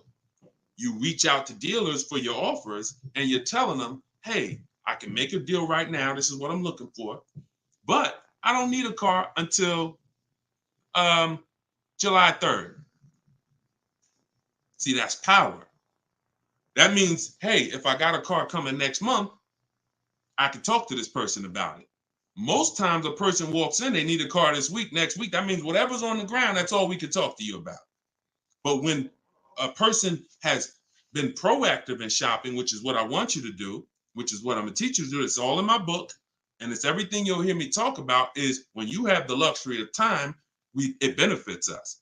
We make our contacts. A dealer might say, look, I don't have a car right now, but I got one coming in 6 weeks. Is that good for you? Yeah, give me an offer. Absolutely. Now, we don't talk. So I'm telling you, you could do it your way, which is call. I always say, ask for sales managers if you're trying to get offers online. If you're trying to get offers from home, we need at least 5. If you're going to do it my way, if you're going to get deals like Danielle and like the people you see me broadcasting the show, you get it at least 5. Sometimes we get 10. I think somebody we showed the other day had 10 offers. So the point is, if you have the luxury of time, you want to use it. Don't be sitting here saying, man, I really can make a deal now or 3 months, but no one knows that. And then you wait until you only need to make a deal in a month. Now you start contacting dealers. You've given away some of your leverage. And if you're shopping for a used car, you can watch the market. When you start looking and you can see, man, I've been watching these cars for 45 days. I see the prices. When I first came, the low side of the market was like 26. Now I see that low side is about 24, 25. So these are things you can't do when you're shopping when you need a car. So there's no good time to buy a car because dealers want to make deals throughout the month. But there is a bad time if you've used up all your leverage. And if you've used up all your time, then you must do multiple offers or you're going to get killed. Sorry to say, there's no other way to say it. If you don't know how to shop multiple offers and you walk in needing a car in 2 days, you are going to overpay. So multiple offers is always the answer. All right. Go ahead, shoot the next one up, Dolan. Great question. This one's from YouTube. I'm only able to get a rental for delivery work. Is there any cons to this method? I don't really, okay, I think you rephrased it. Is there a proper way to rent vehicles for work, or is it fixed market and there's no way to save money? Absolutely not. Renting is going to be way too expensive compared to, this is why when people say, who's heard leasing is like renting? Who's heard that? Type the raise your hand emoji or type me if you've heard leasing is like renting. It's one of the most ignorant statements that there's a lot of ignorant statements made about leasing, but that's one of them. Renting is expensive. Renting, you don't get a lot for your money. It's usually a short-term thing, 1 day, 1 week. You know, maybe if you had an accident, cars total 30 days. It's not meant to be long-term. So what I would tell you is if you were renting a vehicle, I would tell you try to go on Turo, try to find somebody who's willing to rent to you, possibly on a long-term basis where it's not going to be as expensive. Because I'm guessing if you're renting, there's a particular reason for that. But the money you're going to pay in renting, you should probably put some of it to the side, try to get you a car, cash, Facebook Marketplace, something to get out of that cycle and start to rebuild. In my book, I have a strategy of plan B, plan C for bad credit, where, you know, you can talk about cash, you can talk about buy here, pay here, even buy here, pay here, if done right, is better than renting. When I was 20, my second car, actually, my first one was a $500 car. And after I got a buy here, pay here Chevrolet Cavalier. It was, I put $1,500 down. I paid $50, I think, a week. And I paid off the car in a couple months. That car lasted me 6 years. So the key with buy here, pay here is to make sure you're getting a great car, a quality car, but renting, that if I had to rent a car and I'm in a position, I would try to find somebody on Turo, the lowest price per day, and then see, hey, if I did a long-term per month rental, how much would you give it to me for? I try to work that out, see how that works. All right. God bless with that. All right. Next question, Dolan. Shoot it up. We're getting a lot of questions, so I'm going to try to move faster through the answers. This one's Facebook. Once you have the car you've decided on, how do you go about getting multiple offers from dealers? Well, you could do it the manual way, which is I would see the only bad thing. See, and here's the thing. You guys know if you've been on, if this isn't your first time, if you've seen, you know I don't hold back. But I can't teach you scripts that I've written specifically so you don't have to talk. There's tons of scripts that I have in my book that you're copying and pasting from email, because when you're trying to get quotes online, you're dealing with trained people. And unfortunately, those trained salespeople are dealing with untrained customers that are not giving them what they need, not giving them the information. So 9 times out of 10, they assume anyone online doesn't really know how to shop online. they're defensive and they're not even going to give me what I need to make them an offer. That's why I keep trying to get them to come in. So when we do our copy and paste, we're giving them what we need. And that's the only reason I say I can't explain that to you. The only way to use that, like, all right, there's scripts for everything. There's 3 levels of contact when we're contacting online. This is my 25 to 5 strategy. You're using this for new cars and leases, not used cars. Different strategy for used cars. New cars and leases, you're using my 25 to 5 in the book. And what that is 3 contacts. First, we got to let the dealers know what we want. We contact 25 dealers online with a copy and paste template, tell them what we want. We need to tell them what we want. We need to tell them what our deadline is as soon as we can buy a car, which would be today, because we don't contact if we can't buy today, and then our deadline. And now you're going to have responses. Hey, when can you come in? Hey, when can I? Hey, when can we have a phone call? Hey, whatever. So because I used those scripts, I was able to write responses. I had to use those same scripts. Hey, Mrs. James, thanks for the inquiry. Hey, when we have I'd love to help you with this. I have a car. What would be better for you for us to talk? 1 p.m. or 4 this evening? I had to use those scripts. So I was able to write the responses to them. So we copy and paste. Now, the key is whether you're doing it that way or whether you're calling, the first key is, do you even have a vehicle I'm interested in that matches what I want? So in that initial contact, we're telling them exactly what we want. Color choices. Hey, I'm open to black, blue, gray. I'm open to a sport model or a touring model. I'm open to this. Like, this is what I like. You have to tell them that, or there's no way for them to search the inventory and get you and even see if there's a match here. So once we do that, that's your first thing. Do you have a car? Now, the benefit of doing the 25 to 5 is we're shopping out of 25 dealers' inventories. So we're giving ourselves the absolute best shot of finding something where we don't really deal with, oh, I went to this dealer, they didn't have a color I want, they didn't have the trim I want. If we contact 25 dealers and there's no inventory, that means they're either in between model years, which means, okay, maybe the 24s got sold out, 25s haven't come in yet, we're on that bridge, or it's a rare car, hasn't come in yet, or it's a very rare car. See, that's different than you believing the car is rare because you visited 1 or 2 dealers. Once we contact 25, if the color, we're reaching out for a pink one and the dealer is saying, hey, we don't really have that color, that's when we know. So shopping out of 25 dealers, we get the best shot. We're trying to find who has a car. Second thing we're going to do now is we need to send a quote request. When we send our quote request, we're telling them what we want. If we're buying, we're looking for all cash price because we're not doing taxes. We want a bottom line price. And we're getting that from at least 5 to 7 dealers. Because when you shop correctly, remember this, when you truly have shopped multiple offers correctly, you're going to see at least a $3,000 to $5,000 difference from your lowest offer to your best offer. I've been working with people around the country. We're 2 million followers. We have 1,700 people we've worked with personally since 2021. That is the consensus. 3,000 to 5,000 bare minimum. And in fact, some of you who are looking for higher price cars, you look at somebody like Kimberly. Kimberly used multiple offers. Her Maserati she was shopping for, she picked it up a little while ago, $86,961 vehicle. They offered it to her for $66,261. Deshone, that sounds crazy. She saved 20 grand. Actually, 20,700 on that offer. So now you never can pick. You don't know where the bottom is. She didn't go in saying, if I can't save 20 grand, I'm not getting it. That's not how we go in. We go in, we do multiple offers, and we let the bottom reveal itself. We don't choose the bottom. All right.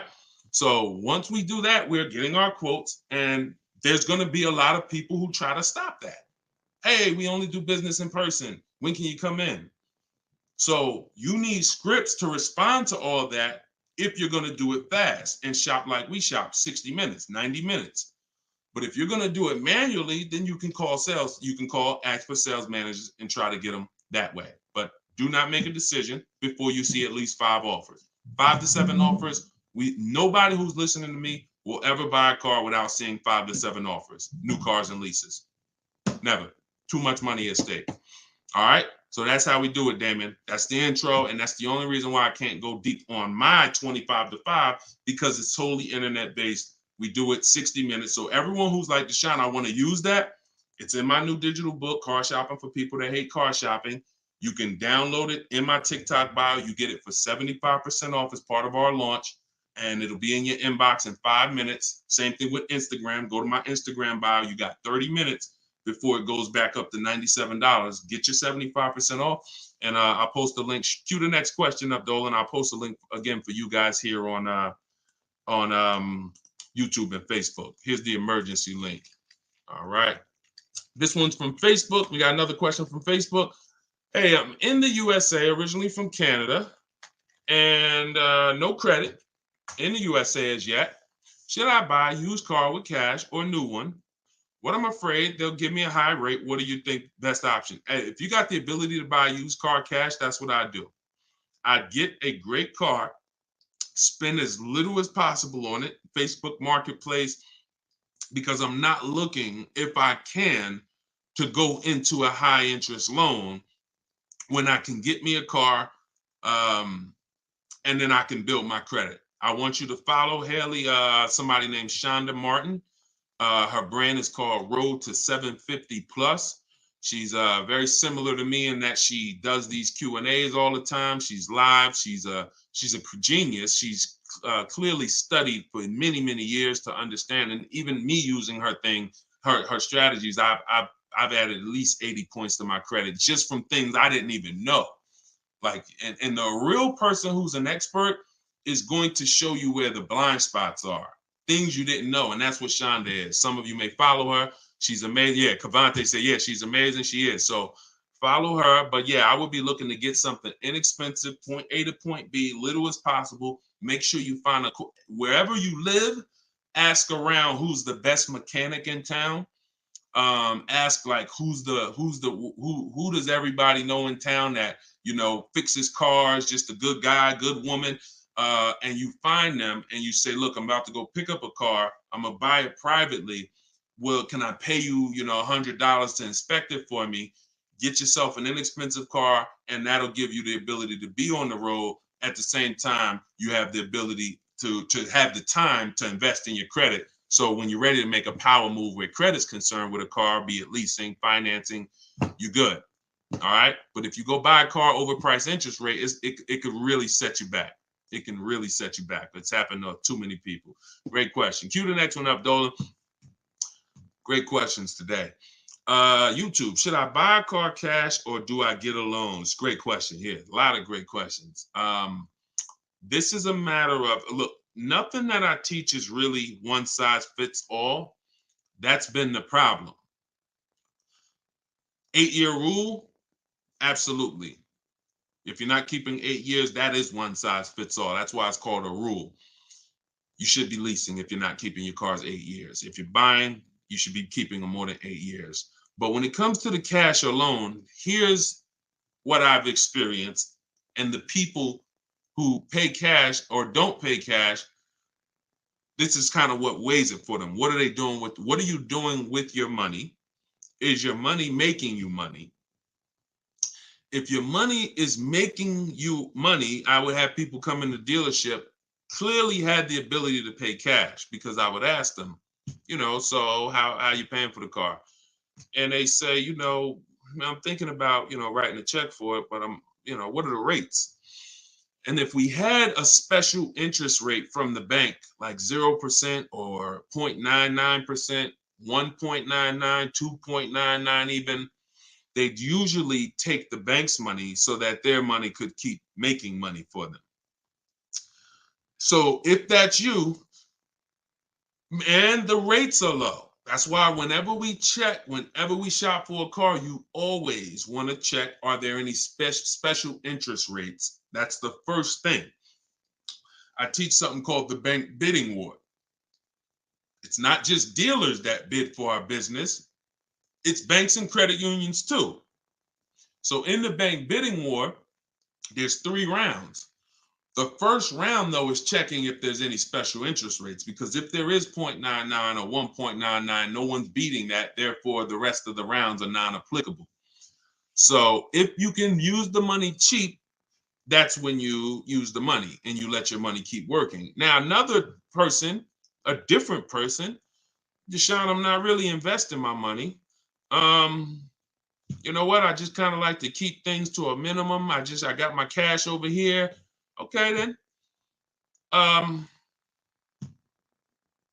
would still, if the money was cheap, consider it, because we could be coming into days where cash on hand becomes a little bit more important.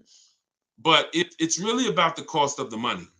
If rates are high, 6, 7, 8%, 9%, 10%, then you want to put as much down on these cars as possible. If you're buying them, you want to put, you want to pay them off if you can, because the money is expensive. So it really depends on the cost of money. People, when the cost of money is cheap, they benefit from that, and I would think that those principles will work for anybody, and that's, you pick and choose which one of those situations fits you. But if you check the special interest rates, that usually puts it to bed. You see 0.99, it ain't no reason. Why would I? The bank's basically giving you free money to use. You can keep your cash on hand and still get the car. So I know some people don't believe in that. They don't believe in interest, but here's the thing. There's something called opportunity cost. Interest is not the only loss. When you're talking financially, opportunity cost is important. When you put 30 grand in a car and it gets you, we already talked about this. Cue up the next question, Dolan. Depreciation curve. When we start talking about financially making decisions, a lot of people see, if I put 30 grand cash into this car, what is my cash worth in 6 years? $30,000 car, what is it worth in 6, 7 years, y'all? 12, 10. So what's the return on that cash? It's not even positive. It's not even neutral. It's negative. So these are all the things that is like, okay, you go over that, what I just said over the last 6, 7 minutes, and you choose what makes sense for you. But I'm never going to give you one size fits all formulas. That's what has failed you. Always do this. That's what has failed you. Go ahead. All right, this one's from TikTok. What's the best way to purchase a car once lease is over? Why would you want to? All you're doing. All right.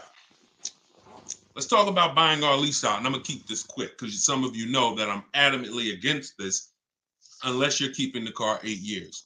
Because sometimes we look at our leases, right? And we say, oh, it's, should I buy my lease out? Here's the question. Should you lease again or should you buy a used car? When you are buying your lease out, all you are doing is buying a used car. That's it. When you look at it that way, it's going to become more clear to you. It's your car. You don't have to go search for it.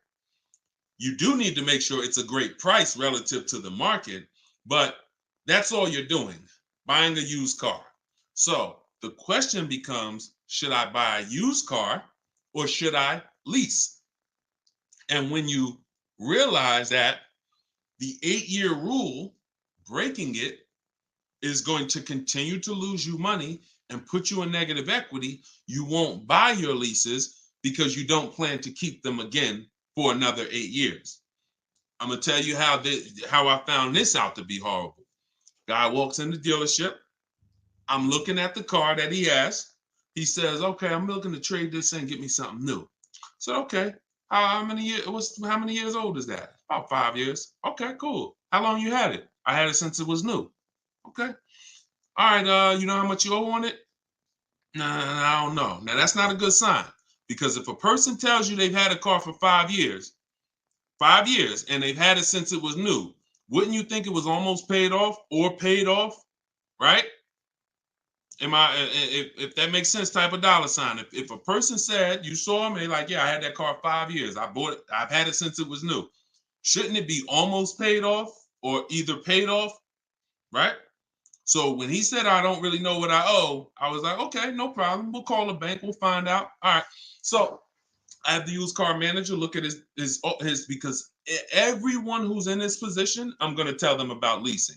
So I'm looking forward to that, because once I tell them about leasing and I show them the numbers and like, hey, you keep trading these cars, look how much you're going to save. And some people will come in and their car was paid off. And I'm like, good thing is whatever that car is worth, you're going to get all that back. You're not putting it into your deal and using most of it as a down payment. So I've literally changed people from financing or buying to a lease, giving them a check back for their whole car that they was coming to use as a trade, and they get a check for $12,000, and then they leave with a lease with no money down or little down, and they're like, yo, this is great. So I'm thinking I'm about to lay this out for him. And so used car manager goes, looks at his car, may say like, okay, I think the car's probably worth about 18. Okay, perfect. So let me call the bank, find out what he owes. Hey, how are you? I'm calling for Mr. Johnson here. Yeah, he's interested in replacing his car. We need his payoff. Okay, the payoff is 18,000. Wait a minute. How the heck is the payoff 18,000? Hey, Mr. Johnson, they're saying you still owe 18,000. Dang, it's that much? Yeah, I didn't know it was that much. Wait, I thought you said you had the car since it was new. Yeah, I did. You know what happened? We leased it for 3 years, and then we had bought it when we bought it after the lease. That's how I learned how bad this was. So I'm like, okay, because when you buy your car off lease, most people, you're going to need a 6-year loan to have a similar payment. So if your payment was 400 and you buy the lease, you're typically going to need a 6-year loan to have around the same payment, right? So picture this, 3 years to lease it, then you get a 6-year loan. 6 plus 9 is what? 6 plus 3 is 9. Anybody on here signing up for a 9-year loan on a car? Anybody? We got a lot of people on here. Anybody on here signing up for a 9-year loan? No? Okay. Room's quiet. So we've never signed up for a 9-year loan. Look, she said, heck no. Right. We never signed up for a 9-year loan, 9 years of payments on the same car. Yet when we buy our leases, this is what's happening. So you look and say, all right, you bought your lease, you put 6-year loan, so you leased it for 3, then you paid it for another 2, that's 5. Now you're tired of it. Yo, man, I've been in this car, let me go trade it. Problem is, you still have 4 years left of payments. That's why buying the lease is horrible. One situation where it makes sense, if you're keeping it 8 years. That's it. If you're going to keep it another 8 years from the day you buy it, then potentially go ahead. Because all it is again, buying a used car. If you said to Sean, should I buy a used car or lease? How many years you keeping it? I'm keeping 8, 9. Buy the used car. Don't lease. So preaching the truth. Thank you, Kevin. I'm glad, man. And hopefully these stories will stick in your head. So when you encounter these situations, you know, when someone says to you, hell, man, I'm thinking about buying a lease, you'll never forget the story. So this has nothing to do with getting the best deals. This has everything to do with having the best deal structure. So I'm glad that clicked. Go ahead, shoot the next one up, Dolan. Oh, I see we already been on for. All right. We'll do a couple more. I'm trying to get through them as quick as possible. Y'all, if y'all like Deshone, I love to know everything you teach of how you shop for cars. Everything I teach is in a step-by-step way. In my digital book, Car Shopping for People That Hate Car Shopping, 7 Steps to Saving Time, Money, and Avoiding Dealerships. Everything we do is a bid. We're buying cars and leasing cars in 90 minutes, 60 minutes. When you get good, you'll be able to do this in like 45, 60 minutes. You never spend more than 30 minutes in a car dealership. You're at home. You're the prize. You're getting bids. You're no longer negotiating one-to-one where you're in a losing position. When you're getting bids, you're in the winner's position. So you can get your book for 75% off as part of our launch.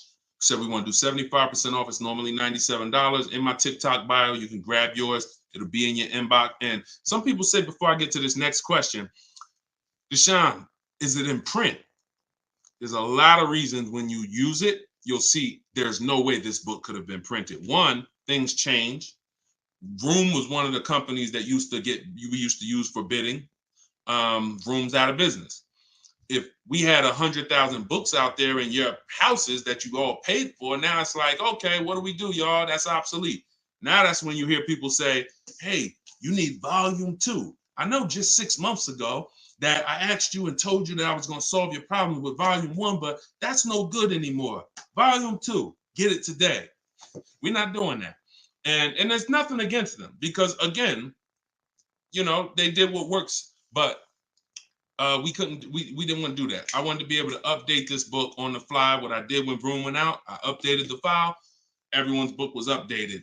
And there's also links in there. There's links to videos. Like I said earlier, you have my scripts in there. That was all stuff. You're going to be copy and pasting this. There's no way I could have did that in a physical book at all. All right. What do you think of swap a lease? If you can get a great lease deal, absolutely. Absolutely. We always compare, divide the monthly payment into the MSRP. The 1% rule has existed way before I started, way before I even got in the car business. The 1% rule said if you can lease a car for less than, for 1% of the MSRP, no money down, no money out of pocket, just, covering the first month's payment, you stole a car.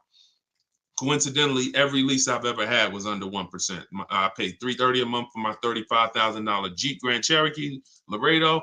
I paid $325 a month for my Infinities, then $345. Then my highest one was $390.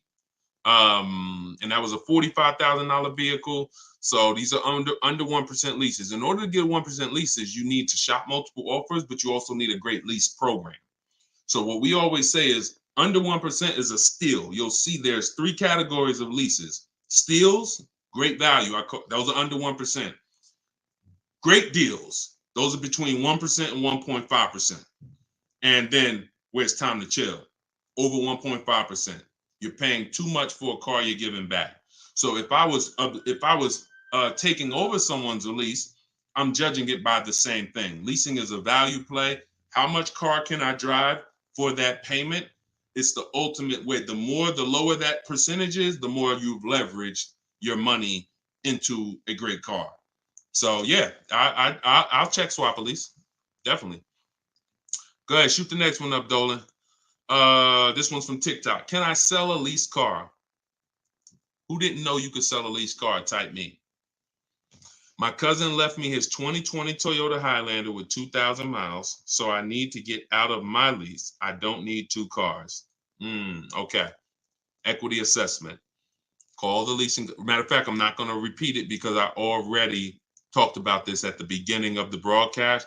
So after the broadcast, go to the YouTube page. You'll see it. I think it was either the first or second question. So within the first 10 minutes, I talked about how to do the equity assessment. You're going to follow that process. And this is all in my book. If you're like, Deshone, I don't even want to watch the video. Is that in the book? Absolutely. Because everything I'm teaching you is out of 1 step in my 7-step process. So the equity assessment is step 2. After we decide leasing versus buying, that's step 1. That's the most important question. Foundation of your car deal is, did I lease when I should have leased? Did I buy when I should have bought? Once you pass that, now if you have a car to replace, you need to do an equity assessment to see, do I have equity? Am I at a break even, which means I can get out? I'm not going to make any money, but that's fine. I can get out. Some people got a lease. I could get out the lease early. You technically can't do that because you're breaking a contract, but if you can sell out and break even, then you can get out early. Or do I have a negative position in which case I can't get out early? In the case of a negative, if you have a negative position on a lease, you can't get out early without penalty, without those payments. But if you're a negative equity on a finance, then that's different. There's no negative equity in a lease. I know we kind of use these terms interchangeably. Negative equity is only with a finance because you have to pay the money. With a lease, if what I get offers for, if it's below my payoff, then I just stay in the car until the end. I don't have negative equity. So you do the equity assessment, and hopefully you can break even. And the good thing about Toyota, if they haven't changed it, and I remember right, they don't have a third-party restriction. So you should be able to, if those offers you get are what you owe or higher, then you should be able to sell that car right to CarMax or Driveway or AutoNation, whoever makes you the highest offer, and you can be out of it literally. You do that today, you could be out of that car tomorrow. All right, so keep me posted. Go ahead. Shoot it. See, we're over an hour. And I know Dolan, we always try to keep the shows an hour, but it's like the questions start rolling in and it gets good. Go ahead. Shoot another one up, Dolan. We'll wrap in a second. Facebook. When you go online to build and decide on needs and wants, you look at the cash price, not the lease price. We don't look at any price online. Pay no attention. Nothing online is a deal, y'all. No commercial. I don't care what you see. Deals are like this. Hey, look, this is their offer. Look, this is what we gotta. Can we do it? What? Can you get them up any? Like, will they come up any at all? Nah, man. They said that they made this, and it's like, shoot. All right, let's see if you get another. Can you get another $10? If you get another $10 a month out of them, just take it. If not, then do the deal. That's a deal. You don't repeat it. You don't. I used to have to tell certain people, when you got a real deal, hey, when you come back, I'd love for you to send me friends, family, but don't tell them what you're paying, because I probably can't duplicate that, honestly. That's a deal. The whole opposite is what they advertise to you. Deals are not advertised. Deals are when the dealer makes little to no money. Little to no money. That's a below market deal.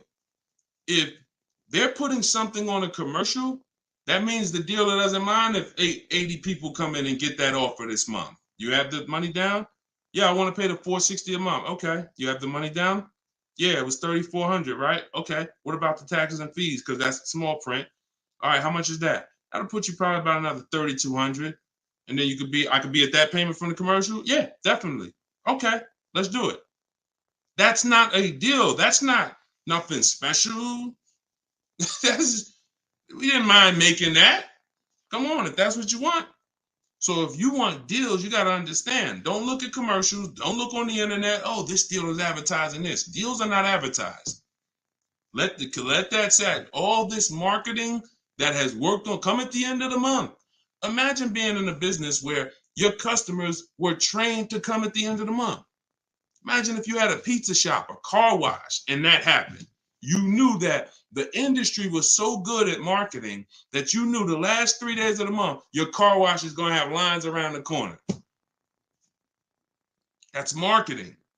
So dealers make deals when they're like desperate. I want to see. Nobody's here. So don't pay attention. Don't pay attention to that. Just follow the process. Oh, I see you got the book. Just follow the process. If it's not written in there, Ty, don't add to it.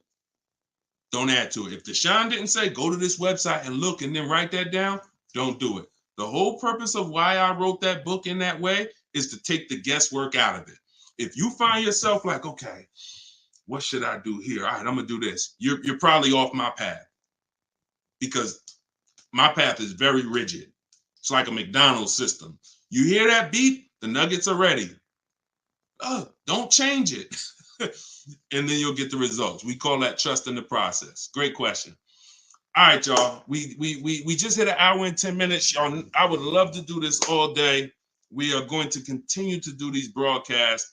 Once the questions start coming in, I don't want to discount any questions. So I wish some questions I could just answer in 30 seconds. It's not possible without me just cutting it short and then you not getting the value out of it. So we try to get through as many as possible. For everyone who wants everything I teach in one place, you can get everything in my social media videos. But I think what you understand now from being on the broadcast is there's lots of different situations. So when you're moving through my social media video, you're saying, oh, he's talking about leasing here. He's talking about buying a used car here. He's talking about banks here. He's talking about high mileage here. All right, that means I got to try to piece this together myself. Same thing with the broadcast here. If you're like Deshone, I want everything in one spot, step by step. It's all in there. Leasing's in there. The high mileage paths are in there. The new car purchase paths are in there. Used car purchase paths are in there. And step 7 of my book is delivery. So you shouldn't be thinking, oh, I'm gonna read the whole book, then I'll start shopping. No, it's action guides. It's essentially a big checklist. Do this, do this. By the time you get to step 7, you should be picking up your car, getting ready to have it delivered.